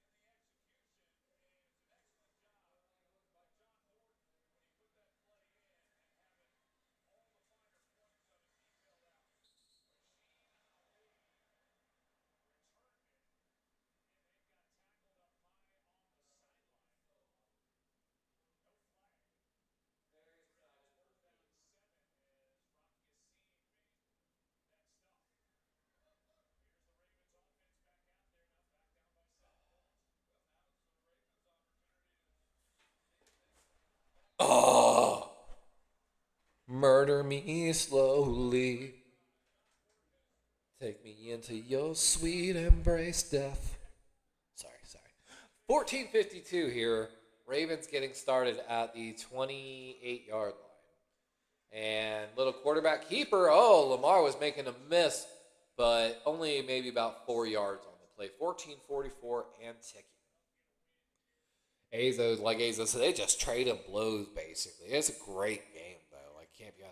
I was telling my girlfriend, I was like, man, I'm fangirling a little too hard about the play calling design of the Lions a little bit. I need to tone it down. But I was like, man, it's just so good to watch sometimes. Like, you give love and credit where credit and love is deserved, in my opinion. 2nd and 7. Lamar going to be rolling right here. He's got a good, oh my God. Had a great edge set and just bad ball, dude. That was the only bad throw he's had tonight. But that was a bad one. Zay Flowers was wide open on a little out route out there. And it looked like there was some kind of collision in the middle of the field. Maybe could have been a penalty, but technically since they rolled out right, once he's outside the pocket, I think technically contact is allowed, if I remember the ruling correctly. So someone probably got lit the fuck up because he was outside the pocket, technically, and it's allowed. So you just blow that fucking crosser up. 3rd and 7. Lamar Going deep over the middle. Got a man, and Bateman again delivered a great catch. Let's go. First down, Ravens. 14 minutes and ticking. As Boomer says, tick, tick, tick, tick, tick, tick. Let's watch here. Wallace, Zay, Bateman. Little trip release, all crossers, basically. You got a short drag. You got the long or Y shallow cross, basically, from Bateman. And then a late dig route coming from Flowers. So what is that, a drive concept, cross dagger, something like that in Madden, if you were talking Madden terms, in a sense? I think you call that technically a drive concept when it goes from right to left. Floods when it goes inside out. I really want to learn more about football. I need to go put my head in a book and really learn all the terms that I need to know correctly. I'd love to go coach. I need to go talk to one of the coaches up here. And I know I'm just starting as nothing. No position, no nothing. Just someone out there to help set up and run drills, hold pads, basically. But you got to start somewhere.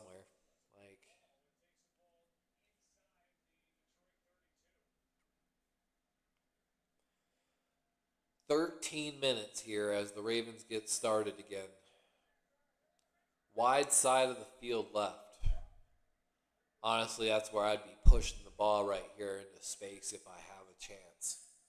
Oh, and that's definitely a false start on Charlie Kolar. He tried to play it off as a formation shift, but that was definitely a false start. Oh, come on, young buck. I've been showing you so much love tonight. You can't be doing me like that now. Oh, and who's got a split cut on the lip? 46 of the Lions. Jack Campbell's got a giant cut on his lip from Justice Hill. And they've got like tape and, I'm guessing, stitches all. Looks like he's got a white mustache from all the tape on his face from the cut. 1st and 15 after the penalty. Short pass left, and no one there. I think there was a miscommunication with DeAndre. DeAndre kind of laughing and smiling a little bit with Lamar. Somebody got blown up there. It looks like it was a false start by Rosengarten, too. And had a unpicked up blitzer from Detroit, so Lamar had to get rid of that ball quickly. Bateman, Andrews, and Flowers in a, I don't know what you want to call it, a triplet formation, a triple stacked formation in a sense. I don't know what you want to officially call that. Lamar buying time over the middle and got a man. That's Bateman again, who continues just to find holes in this Lions defense as the Ravens move downfield.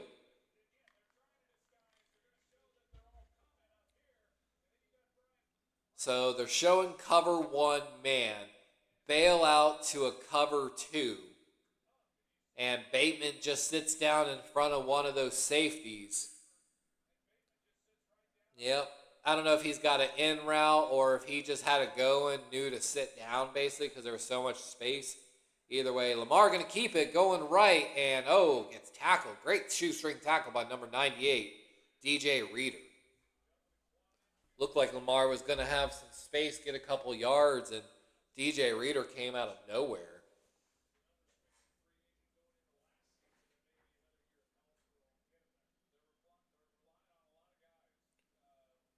Second and 9 with 11:45 left in this football game. Ravens knocking on just outside the red zone here. Actually, they are in the red zone. I'm lying. Lamar getting rushed, and he's going down. And ball comes out, but they blew it dead.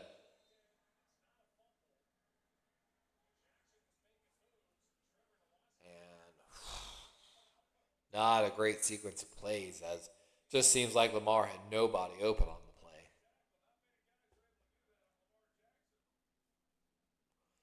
watch here. Detroit fakes 4, brings out the fourth guy, drops out of the A gap, becomes a QB spy, and when Lamar clams the pocket, number 53 does a great job for the Lions as a QB spy. Great play design. 4 sacks for the Lions tonight, 0 for the Ravens. I hope you can feel that stare into the camera.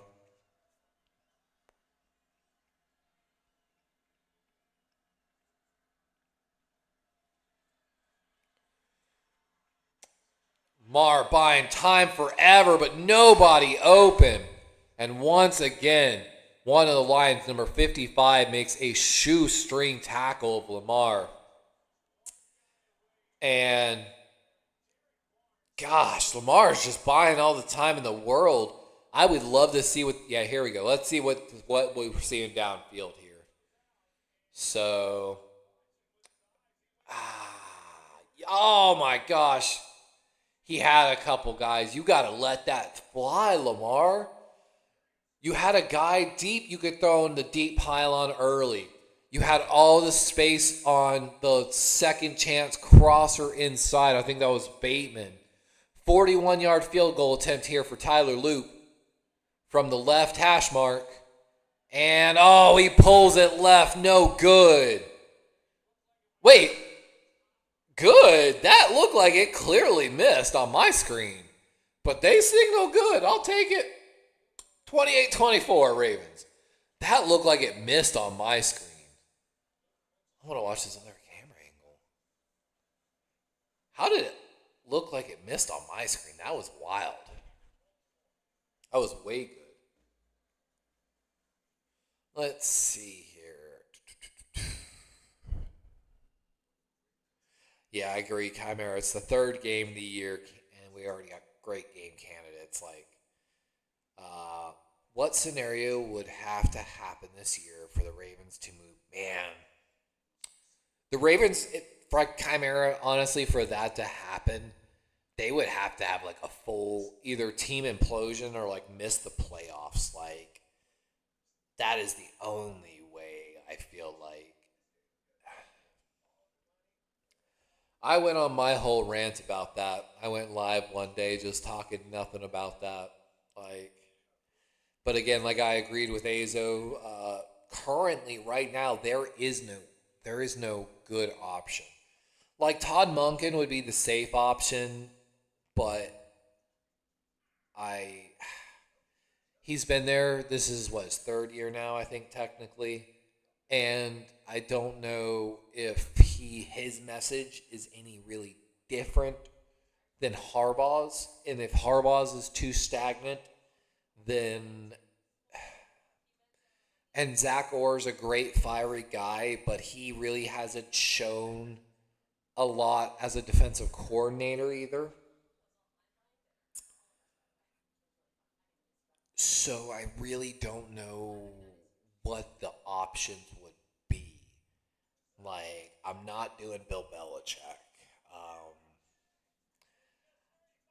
And I haven't watched enough college football to really know if there's...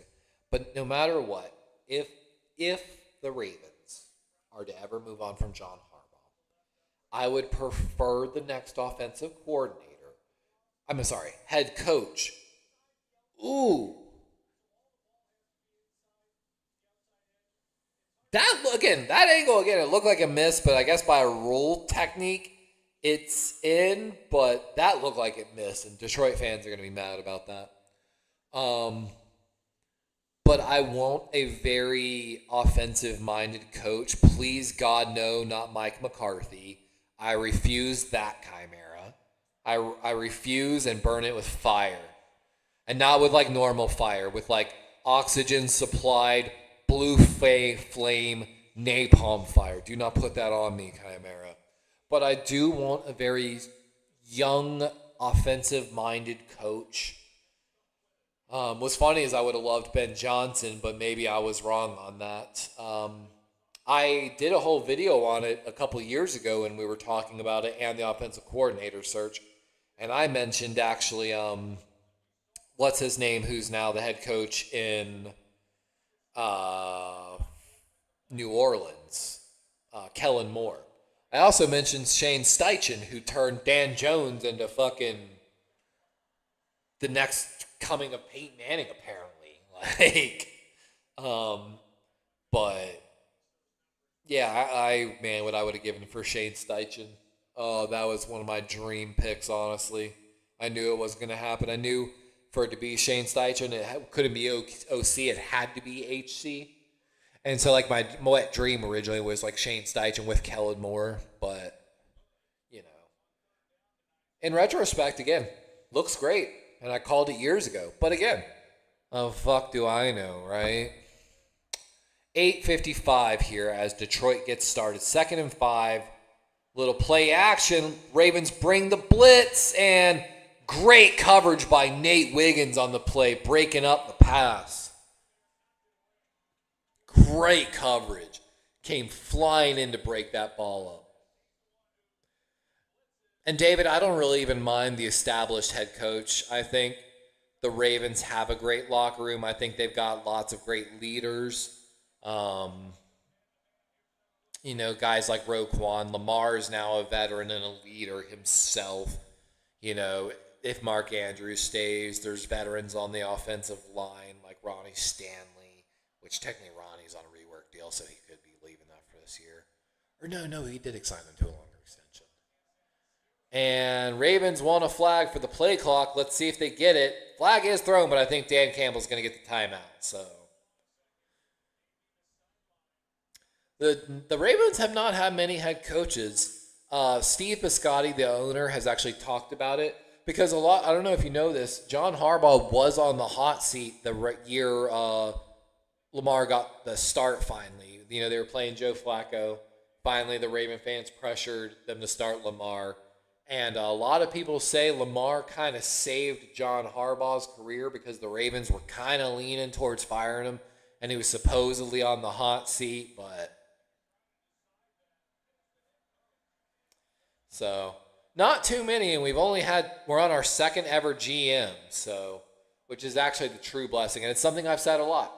When you have Hall of Fame GMs who drafted Hall of Fame players, going from Ray Lewis, Ed Reed, Terrell Suggs, all the way to including Lamar Jackson and possibly Kyle Hamilton, it makes a head coach's job really much easier. Let's just say that.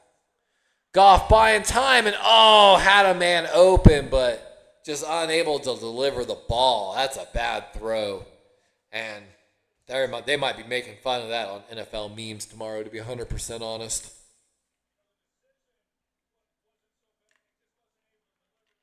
Man,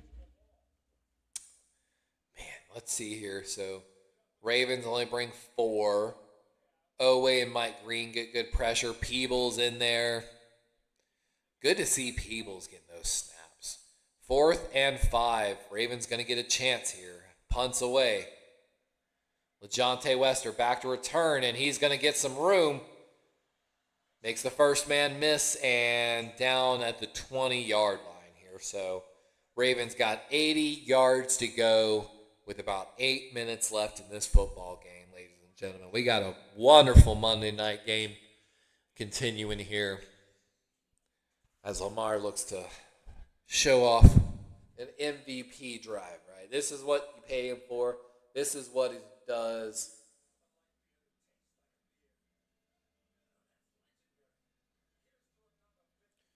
Oh, shit. Hold up. Wait a minute. What?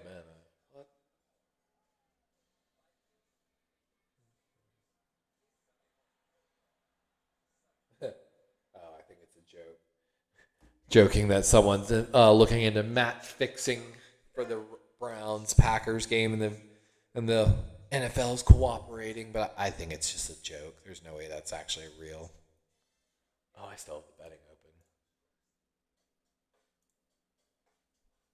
Betting is closed. Nathaniel Hackett, no, I'm good on Hackett too. Pass on that. Like I said, Chimera, the problem is, like I talked to Azo about this in Discord too, is there currently I know of no available option that I would be comfortable with. But I also expressed to him, I was like, I truly believe that if you took Harbaugh out of the equation right now, it really wouldn't affect the Ravens. Because Todd Monken's running the offense. Zach Orr's got Chuck Pagano, Dean Pease, and I forgot who else is there, but a ton of ex-coaches to help him. We tried to hire someone to do game management, time management. So again, like I used to joke, what the hell was Harbaugh even going to do if he did hire Jerry Rosenberg to come back and do game management situations for him? I truly don't believe that a lot would change. And it's why, again, if we are going to make the change, I would prefer a very young, offensive-minded head coach that, again, we feel like we could pair with Lamar for years. Like, I hate to be this person, but like someone out of the Sean McVay tree, I think would be ecstatic. I think Sean McVay is an amazing play caller. I think Kyle Shanahan makes a lot of stuff happen. And I think some of those younger offensive-minded coaching trees that are developing, I think would be more the way to go in a certain sense, you know. Zach Taylor's part of that and what he did with Joe Burrow up there, you know. They're all through the NFL now. It's pretty wild. And exactly, like Hackett couldn't hack it in Denver, and I don't want nothing to do with that. So I don't know who it would be. It would either be something out of one of those two trees, or it would be something I've seen. And Derrick Henry fumbled, and the Lions have it. And Derrick Henry now, I think that's 3 straight games with a fumble. Oh my God. And once again, the Ravens run left. The team knows it's coming. And look at him. He's pointing. They knew that run was coming left. I don't know what's going on. I don't know what I need to investigate. But the Ravens are tipping their runs to the left. And that's the 3rd time I've watched them get blown up like that. And Henry ball punched out from behind. Clear punch out, clear recovery by the Lions. And my God.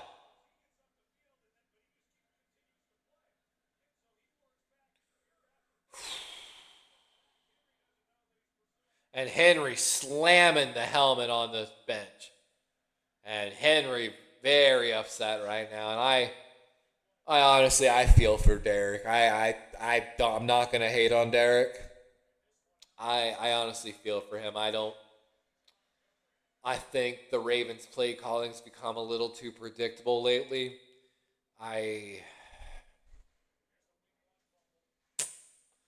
Here they're showing the week 1 fumble versus the Bills. Went to the left. Now watch this. So the left, it went to the left. He got blown up in the backfield. Okay. I wish they were going to show it. Didn't he fumble in Cleveland too? I didn't actually get to watch the game. And NFL wouldn't let me watch the replay with my current NFL Plus subscription. My gosh. Handoff left. Montgomery, strong run and a first down. That's going to be a first and goal for the Lions. 7:40 and ticking. I got to do some film study and figure out what the Ravens are doing to tip their hands on left. By the way, John Jay, have a great night, man. I just saw your comment. We'll see you on Wednesday, my dude. Have a great day. And a face mask on the Lions, and that's going to bail the Ravens out, back them up 15 yards. And that is the correct call, though. He does have Brent Urban hooked by the face mask there. That is the correct call. Can't be too mad about it. I feel you, Kenny. There's so much more college to watch. College games are easier and more available. While I do dislike sometimes the talent disparity of college, it does make for what I would agree with college fans that sometimes college games can be more exciting with like bigger plays. And it's because there are young guys. The mistakes happen. So you do see like busted coverages and stuff like that happen more, I feel like. And it does make for a more exciting and fun product. Everyone knows college game day and tailgating's better than the NFL. Like, you know, I've been to CCU tailgates. I've been to 2 CCU homecoming games. CCU? It's pronounced Chanticleer. Put a little spect on the Sean. And 3rd and 21 now after a run after the big penalty. Empty backfield. Gibbs motioning back in. Ravens showing an A-gap blitzer. Let's see if he comes. They bring a delayed one, fade route, and Tesla, the intended receiver, and he just wasn't looking for it. Jared Goff trying to throw a little back shoulder fade to him, and the young rookie just didn't really understand to go turn and look for that ball. Like Kenny says, it's about the heart. Got to have miles and miles of heart. Yep. And the Ravens really could use this win right now because the narrative has been that they can't finish games. Other teams have even said it. So the Ravens could really use this 45-yard field goal attempt here for Bates to make this a 7-point game and right down the middle. 31-24. We've got a 7-point ball game with 6:35 left. And Derrick Henry is having a very animated conversation with, I believe that was the running back coach. And he is upset. They're going to be making memes about that if the Ravens lose. I feel bad for him. David says 1.5% to 1.6% college players make the NFL. Yeah, it's wild. It's an elite club. I tried to explain that to someone. I was like, because don't get me wrong. I do think the salaries sometimes are a little too high. But, when you truly think about it, how athletically gifted some of those people are, they truly are, in a sense, almost in the top 1%, Olympic level competitors. They just train differently. And I truly feel like football and hockey in that sense. I feel like football, too, because you're just more natural running. Even though I think hockey's more violent. But just the natural part. I could say rugby. Rugby and football. Really, the elite level athletes in those sports are next level humans. And you got to give a certain level of respect to that. Some people make it to the NFL just based off their names, though. He who shall not be named. Kenny, I saw Bebop Woozop, and I thought you were saying Cowboy Bebop for a second, like the anime. And I was like, Kenny, you would love Cowboy Bebop, I feel like. You would be a Cowboy Bebop fan. You've probably... Kenny, have you ever watched anime before? Let's ask Kenny that. Kenny? I wish I had Kenny, in person for a podcast, chilling on the couch and stuff, eating gummies and stuff. You know what I'm saying? Me and Kenny be having some fun, that's for sure. Chimera says it could be the Bills and Lions are just the two best teams in the league, but we have to start talking about the Ravens' inability to beat good teams. They've beat a lot of really good teams. It's just inability to close out, and I feel like I talked about with the loss to the Chargers. The fact that the Ravens had not been self-scouting and did not know that they were 100% tipping their hand if it was pass or rush before the play, and in my opinion, at the NFL level is a little inexcusable. You know what I'm saying? But again, who am I? I've never been there. You always have to give a certain level of, what's the word I'm looking for? I need to start reading more because I feel like my vocabulary is starting to dwindle. But I don't even know. I lost my train of thought. The alcohol is taking me at this point. All I want to do is drown in my sorrows. But the inability to close out on games, bad clock situations, bad clock management, predictability in plays, bad decisions on 53 roster decisions. Like I said, self-scouting. Lamar. Oh, my God. And Lamar just gets crushed by Aiden Hutchinson. Oh, my God. Blindside hit. Lamar never saw it coming. And 6 sacks on the day now for the Detroit Lions. I feel like it's a reverse of last year's game because I think we had like 6 sacks on them. And let's see here. He's matched up on Ronnie Stanley, beats him inside, and yeah.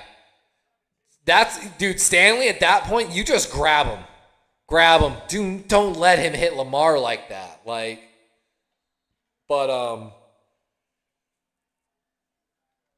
Oh, it's funny. Kenny's captions are on every TV in my house. My girlfriend is 90% deaf in both ears. Subtitles are which is just funny because I've always enjoyed subtitles myself because I also when I watch anime, I'm a sub not dub guy, which means I like watching subtitles. So I always watch subtitles. I'm always reading in that sense, but I want to read even more. You know what I'm saying? I've got a lot of textbooks in there, and I just want to start rereading all my old textbooks. 5:15 left on the clock. 3rd and 12 for the Ravens. They have to score on this drive. There is, but still, they really need to score here. Oh, Rosengarten getting powered back. Lamar buying time, and chased down from behind. He thought he had time and space to run. But he's just got to do something with the ball a little sooner here. I don't know if the Ravens wide receivers are just being blanketed here, but the ball's just being held too long. Let's watch here. So Zay left, Tylan Wallace right. There's only 3 guys downfield, man. You've got 6 guys covering 3 guys until the checks release. You got to spread the ball out there on... I hate to be that person. Oh, that looked like a late hit, but they're not going to call that. Didn't really deserve it, honestly, either. I know a little bit of sign language, David, but I do need to learn more. Even she jokes she's a little slack on her sign language, but of course she knows more than me. It's why we joke. I have a little bit of profiling experience from my career life, let's just say that. And, of course, because she's deaf, she actually grew up a lip reader. She actually, she's not that old, but she's younger than me. When she was born, they actually didn't do the hearing tests. So they didn't know she was deaf when she was born. They didn't know till she failed the kindergarten hearing test, basically. So she grew up basically having to lip read to survive as a child. So we joke when we go out, we love to people watch together. And we don't have to talk a lot. We often just kind of lip talk, read each other's lips a little bit, maybe quietly whisper at the least bit, but yeah. That's why whenever there's not subtitles, I get so angry at places that don't have subtitles. Get Own Kid says, I'm about to smoke that Raven pack tomorrow. YouTube won't let me super chat, by the way. That's interesting. Did I get demonetized? Darned. Oh well. I'll live. 2nd and 3, 4:16 on the clock. Detroit looking to put this game away. Handoff up the middle.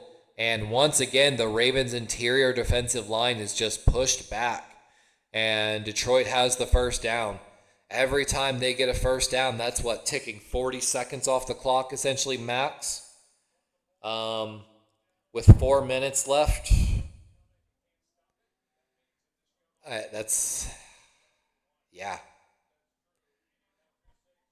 240 seconds. And doing 40 seconds, run a minute 20 off each.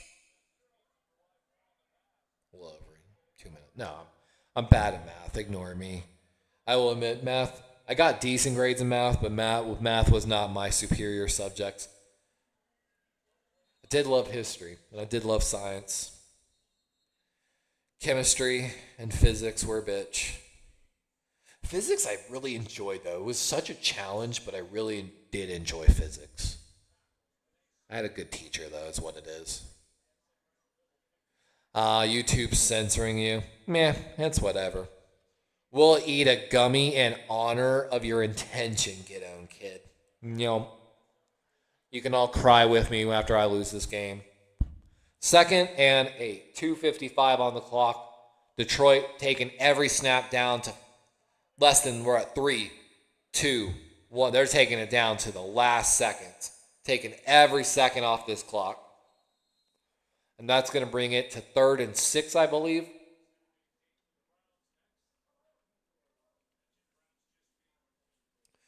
You know what's funny, Chimera? I slightly have been worried about the division title. Because fun fact, no team in the AFC North has ever won the division title 3 years in a row. No AFC North team since the remerger of the AFC North. Was it right before the 90s? Whatever. Anyway. The Ravens have 2-1 back-to-back. So if the Ravens did win this year, they would make history with the first team in the AFC North to ever win 3 titles in a row. And the Lions are going to be a yard short at basically the 50-yard line. This is going to be tough. Do they go for it? I feel like they're going for it here. And we're at the 2-minute warning, so they're going to have time to think about it. Should be 4th and 1 with 1:56 left in the game. Sponge says, what did I come back to? Azo said, I used a blanked version of YouTube, so I changed Super Chat. Oh, man. So much fun. I got to catch up on so many Discord messages, honestly. David says, chemistry was fun. Learn how to make... I'm not saying that word.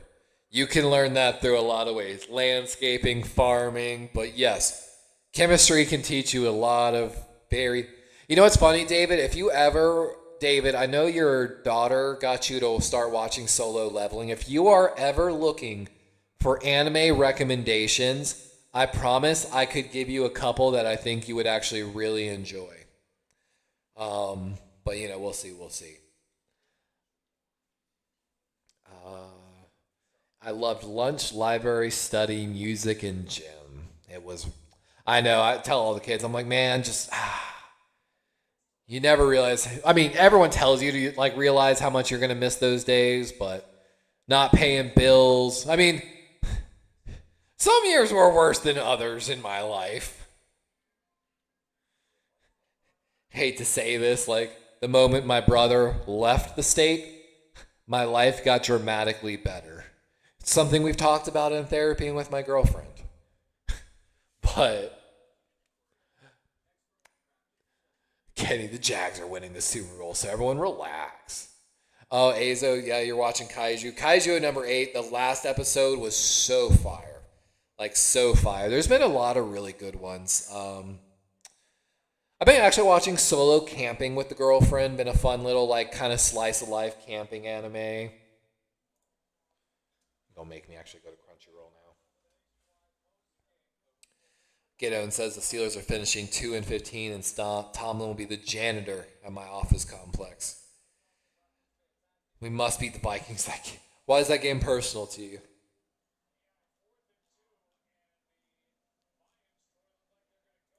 And it looks like the Lions are going to go for it. It's officially 4th and 2.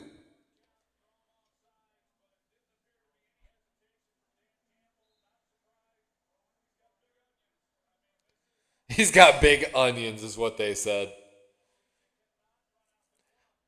Yeah, Chimera. Even David has watched Solo Leveling. His daughter got him to watch it, and even he was like, "Yeah, Solo Leveling's good." They're gonna play action. They're passing, going deep. Oh, he got him, Amon St. Brown, and that's the football game. Well, Ravens do have all 3 timeouts, but that's going to put them also in field goal range. Oh, we have a flag on the play. Let's see what the flag is. Holding on the defense doesn't even matter. That is basically game as though the Ravens do have all 3 timeouts, so technically they could get the ball back with 30 seconds and no timeouts, but that also involves them making all the stops, no more first downs, using all 3 timeouts, and the fact that the Lions might be in field goal range after that catch. If they make the field goal, none of it matters. It's We just dropped to like a 2%, maybe a 1% chance left in this game. Oh, you live in Minneapolis? What's funny, Get Own Kid, I actually have spent a lot of time in Minneapolis. When Delta and Northwest did the merger, Northwest's major offices are actually in Minneapolis, so Delta took over those offices. I've been to the Mall of America. It's fucking awesome. I did some of my training up in Minneapolis, and actually, fun fact, Get Own Kid, I originally, oh my God, David Montgomery just broke it off, and he's going to go, he scored, I think, touchdown, and the Lions are going to extend the lead, and that's ball game, ladies and gentlemen. R.I.P. the Ravens. But Get Own Kid, I actually won the job to be the next gate manager in Minneapolis for Delta Airlines. I was going to be handling like 60 gates a day. I had interviewed, already won, got the news. They were preparing the offer letter to send to me. And that's actually when I had my heat stroke in Myrtle Beach, and I actually lost my gate manager job in Minneapolis. So I was going to be running like 60 gates a day in Minneapolis when I was 20 years old, because I was like the hero child of my company. But, you know, life throws you curveballs, right? Chimera says, and the Ravens are cooked. Cooked. You know, Get Own Kid, I bet if you live there and you've been to it multiple times, I bet it is. There's like multiples of every store. Like, what's funny is I got an Under Armour bag in there that I bought at Mall of America. Went and saw a movie, got some dinner. It was pretty cool. Not a huge fan of the Minneapolis airport, honestly. Detroit's better. I hate to be that person. The trip tunnel at Detroit's so much nicer. Azo said, I don't know. I think I'm out for the season. Oh, no, Azo. Don't tell me that, bro. But I understand, man. The Ravens, like, Azo, I don't know if you were ever there for any of David McNiner's shows on the Corey Davis Wednesdays, but I actually talked about one of the problems I was worried about was the depth of the interior defensive line, even though the Ravens had drafted Anais Peebles and made John Jenkins sign. I was worried that if anything happened to Broderick, that our defensive line would fall apart. And of course, not Broderick, without Nnamdi Madubuike. And of course, no Nnamdi Madubuike tonight, and our interior defensive line got eaten alive. It was bad to watch, like, crazy. Do they still have the Coors Light train that goes around Minneapolis? Get Own Kid, I remember seeing it outside the Mall of America. Like that actual like Coors Light looking train from the commercial. Azo says, Azo's my moderator. Azo's like the oldest member here on the channel. He's got the Joe Flacco badge beside his name. He says these losses are embarrassing, and I agree, Azo. I feel like Monken has gotten a little stale with the play calling. Like, the three receivers downfield, and I've actually, Azo, I've told you this before. And, deep shot for Bateman. I feel like the Ravens offense and Lamar has masked some of these problems where I feel like they're just counting on Lamar to buy time and find somebody. I feel like the play call design is sometimes lazy. And it's why I've said constantly that I would prefer someone in a Sean McVay, Kyle Shanahan style offense, someone that is known for using motions and their play calling to get easy looks. When you have guys like Isaiah Likely, Zay Flowers, Tylan Wallace, and Derrick Henry, I feel like you should be getting them some opportunities. And right here, Lamar Jackson's running for his life, and he just took a fucking 20-yard sack to end this game to add to the embarrassment. How many sacks is that? 7? 7 sacks on the night for Detroit. And I really don't blame it too much on the offensive line. I feel like, hey, here's my puppy. Hi, puppy boo. This is Nani. But I feel like they just have not really given him the opportunity to do much. I feel like there's nothing open downfield. I feel like just, I don't know. Maybe I'm crazy. What do I know? Oh, and Justice Hill making a huge play. Look at Justice Hill.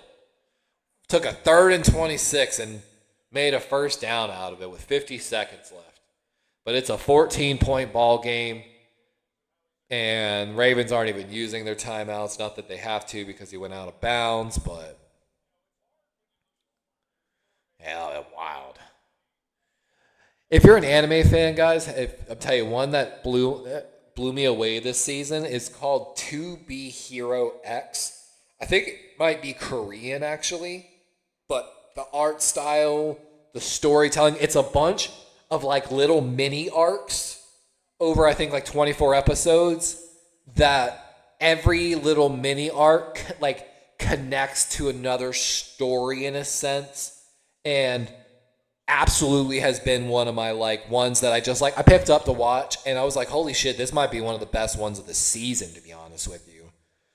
Really not like any fan, I can't say any fan service because I can't really remember it 100%, but pretty good in that sense. Great storytelling, like I said, the artwork, the animation, very underrated. Very underrated. Chimera can correct me, believes it's Chinese. If it is, it's a fucking masterpiece, man. If you haven't watched it, it's absolutely great. Gideon says, you better not ruin my tank. Azo says, when they practice, they need to make Lamar stand still and shoot whenever O-lineman that lets him in. I joked, man. I joked that Daniel Falele was going to get him hurt, and in the very first game, he got pushed back into Lamar, and Lamar ended up cutting his thumb on his throwing hand on a guy that bull rushed Daniel Falele. Mind you, that guy that bull rushed Daniel Falele was Ed Oliver, who weighs 281 pounds. So that was a 281-pound defensive player. I'm not even going to call him lineman. Bull rushing a 360 to 380-pound guard, which to me, again, is unacceptable. And yeah, we're talking about To Be Hero X. It's on Crunchyroll. Absolutely great watch. And if you haven't watched Dr. Stone, Dr. Stone's just finished up another season, or is great one. Mark Andrews going to get a touchdown here with 29 seconds left, but I mean, I mean, the Ravens could get an onside kick. They're going for 2. So if they recover the onside kick, we've got a ball game, guys. It's not over, but oh, no worry, Azo, no worry. I know there's like a couple that are good, but I'm not like super behind. Gotcha Kudo's been pretty good so far. The trash one, most people would know. I really loved Apothecary Diaries, but that's not everyone's tea. I haven't seen Demon Slayer in theater yet. What's some of the other ones? Oh, I wanted to tell, I don't know if David has watched Attack on Titan yet, but I feel like David would really love Attack on Titan if he hasn't watched it yet. Jackson, intercept. Oh, nope, dropped the interception. So no 2-point conversion, still an 8-point game, but we've got a flag on the play. I got one for you. I bet you haven't watched yet. It was in last season. It was called Teogonia. Teogonia. Actually was one of my sleepers for that year. Was way better than I thought it was going to be, and I thought it had way more potential, honestly.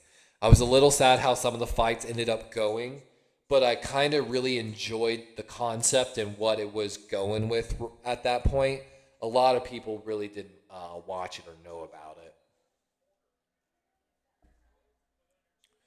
They're going to get another attempt because the flag was on the Lions, and Lamar overthrows Zay. Zay was wide open in the back left side of the end zone, and Lamar just overthrows him.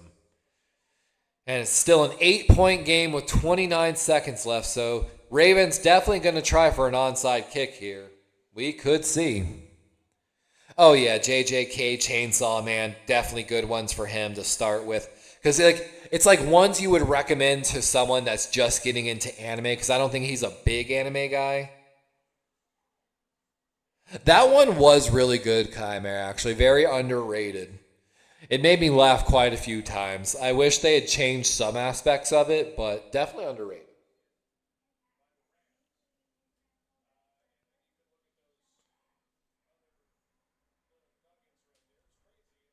Really didn't like the direction they went. Oh, and like there was like Mushoku Tensei, such great, beautiful artwork, but my God, did they fuck some shit up. Same thing with Hell's Paradise. Like, didn't need to have some of that stuff in there, man. Freyerland, of course. Full Metal Alchemist, Brotherhood. Just start do Brotherhood. ReZero is another good one. Shangri-La Frontier, Mob Psycho, Tower God. I don't know. Tower God didn't like the last season. I enjoyed MASH. I thought MASH was pretty good. The Great Cleric was better than I thought it was going to be. Here we go. Onside kick, Tyler Loop. Oh, that's a great bounce. Oh, but kicking team unable to get there. That was a great kick from Tyler Loop, honestly. I'm going to be honest. As I said, I'm living in Hell's Paradise. Yeah, Hell's Paradise was good. I wasn't really sure about like the whole sex thing they went with. Like, you know what was actually really kind of good? If you watched Campfire Cooking in Another World, I actually enjoy like some of the slice of life, more cooking style. Kenny's like, I love Sailor Moon. Sailor Mercury. Hey, I watched the original Sailor Moons, you know. I ain't hating. Fairway Paladin was pretty good. Oh, if you haven't... All right, let me give you one. There's one called To Your Eternity. If you can watch To Your Eternity and not, like, shed a tear up maybe a little bit, as we say in the anime world, have the feels, you're not human. I don't know who you are anymore. To Your Eternity, if I could, Azo, to anyone, if I could explain, it's not a slice of life. Oh, by the way, Campfire Cooking, Azo, is not really slice of life. It's like isekai, fantasy, cooking, a little bit of action comedy. It's really well done. Even my girlfriend like tuned in and watched it with me, so that tells you usually. But To Your Eternity is what is the story of what it means to be human. So basically, it starts with a rock and that can't feel, see anything, and then slowly through the death of other things, learns and takes on the shape and identity, all the memories of the person or thing that died. It is a amazing, wonderful, great.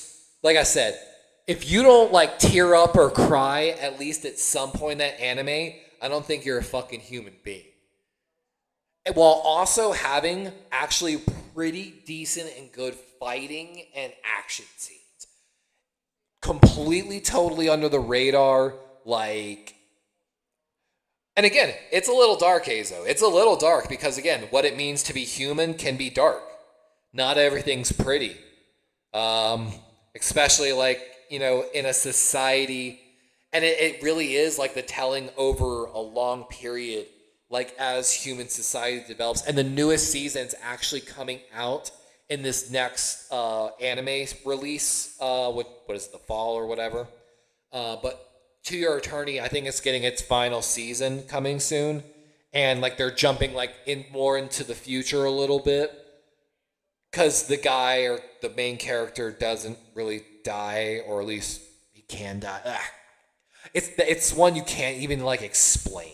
Like, oh, Azo, if you like dark and deep, let me give you one. Have you watched? Oh my God, I even got my girlfriend to start watching it. Oh my God, it's The Elevator. They make them play death games. Oh my God, hold on, this is gonna kill me. This is a dark and super deep one. Anime.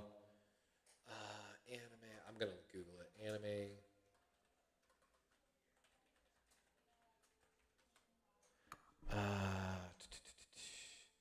Death Parade is what it's called. Death Parade. So Death Parade, to give you a quick synopsis, because you find out in the first episode a little bit what's going on, is two people show up in front of an arbitrator. And the arbitrator makes them play a weird game to show the darkness in their soul. after they're dead. So like the people don't realize they're dead and they play these weird games. So like I think the first game, I'm not, and I don't want to give it like too much away. The first game they make them play darts, but whenever where you hit dart wise, the other person actually like feels pain, like hurts. So like I think like the bullseye is like the heart or the eye, so it like feels like your eye's getting like stabbed out if somebody hits it or something. And it's supposedly to decide like which person gets reincarnated or goes to heaven and which person goes to hell, but it's not like really clear to like in the whole thing. It's very dark, it's very deep, it's very obscure without like a ton of like crazy blood and gore. You know what I'm saying? Like pondering life and meaning and like what it means to live a good life, and absolutely great anime as well. Super slept on. A lot of people don't know about it. It's called, again, Death Parade. And again, there's no fan service in it. There's no like anything. Tokyo Revengers got boring. Didn't like Tokyo Revengers, just constantly hyped shit up and then never did anything. I don't know. I've watched a lot over the years. But yeah, I know about Dog and Rampa as well. Well, guys, at the end of the day, the Lions played a great game. The Ravens made mistakes that we've seen them make. I truly, I can't really say because I haven't looked at everything yet, but the play calling definitely didn't seem the best. It seems like a lot of times they're just hoping Lamar makes something happen in a sense. The run game is a little predictable, I feel like. And yeah. You know what's funny about that, Azo, is I've actually been kind of marathoning Gundam as well. I started with the witch, the Mercury of Venus, and then I did Iron Blood Orphans, and then I'm thinking about rewatching Gundam Wing. I'm thinking about rewatching all of Gundam as much of an order as I can, as well as watching Zoids. I'm thinking about watching Zoids again. But I appreciate all y'all for hanging out. And Azo, that's what I'm saying. I could do a whole anime review stream, like legitimately, like. And I've thought about taking my stream in just a weird direction and just doing anything and everything I want to do, because I would consider myself a pretty diverse person. Like, I'm into a little bit of everything, you know what I'm saying? Like, and then Azo, that's what I'm thinking about doing, the chronologic. Like, The Witch of Mercury technically is not really, I think, canon and part of the actual storyline. I think it's like a complete and total offshoot. I think Iron Blood Orphans is as well. So I'm thinking about like, because I remember watching like that OG original one. They aired it after actually Gundam Wing, way later, like when they started showing Zoids and stuff. So, but Azo, let's just spend the rest of the season reviewing anime. Hopefully it's not that bad, Azo. Hopefully we get some fixes. I should stay live and cover the press conference after, because I'm going to be honest, generally, I think John Harbaugh holds terrible press conferences. I think he lacks accountability in his answers generally, and only later does he maybe change. Oh, we were talking about animes and talking about death. If you haven't watched Ranking of the Kings, it's actually a anime about a deaf child, and like, oh, again, A+. A+ got a second season. Yeah.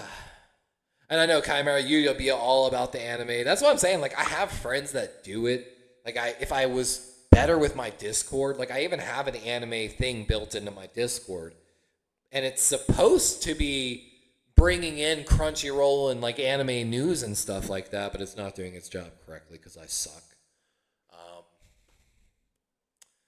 Life's just crazy lately. Everybody's dying. My dog's got like 5 cancers. I got to get her to the doctor as well. Life's rough. Yeah, and I'm interested how they're going to handle solo leveling as well. I've been thinking about going and seeing Demon Slayer in theaters, but I don't know. I might just wait for it to come on Crunchyroll. Kyle Kenny says, you sound like you're talking about Kyle Shanahan. We'll see. We'll see, man. Yeah, I know. Kyle, I've heard, has bad ones as well. That's for sure. But all right, guys, I'm going to go cuddle my girlfriend in consolation. I'll just be like, baby, we lost the game. I need cuddles. And she will cuddle me, and we will go eat dinner, and life will be merry. Because even though we lost, life goes on. You know what I'm saying? Bills 2.5 games ahead of Baltimore. Dang, Michael Billy coming in. Very true, Michael. Very true. Congratulations to your Bills, by the way. Yeah, I'm curious how they're going to deliver, like movies, stuff like that. Chimera says Bills versus Jacksonville for number 1 seed. Oh God, I know I don't know what's going to happen this year. It's. I'm a little worried. I am a little worried, and like I've talked about, I feel like the offensive line is going to get him hurt at this rate. And God, I hope I'm not right. But my God, have I been right plenty of times so far. So either way, yeah, hopefully we'll be back. Good luck to your Bills in the future. Again, I'm going to go get cuddles for my girlfriend so I feel better.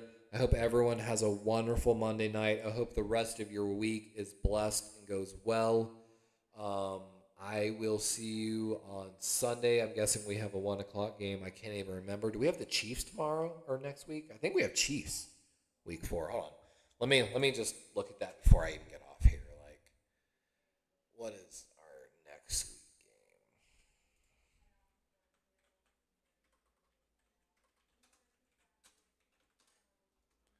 Week 4 NFL.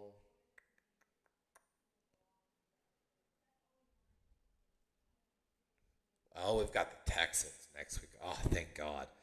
But if we lose to the Texans, I think the fan base might implode. The Texans have been playing really poorly themselves. So, yep. See you on Wednesday, boys. For those that don't know, we do a ESPN Pick'em in the honor of a 49er fan known as Corey Davis. We do it on David McNiner's channel. Sometimes I go live on my channel as well, but please tune in into David's channel. He really could use the likes and subscribes. Um, but we do an ESPN Pick'em. He keeps track of everybody, so even if you join us in the chat, he'll take note of your picks, and you can work through the games with us, game by game. And it's always a good time. It's always a good time. We're a little crazy. We do get a little off point, but it's always fun and just a great show, honestly. So make sure you tune in. And Darwin's out.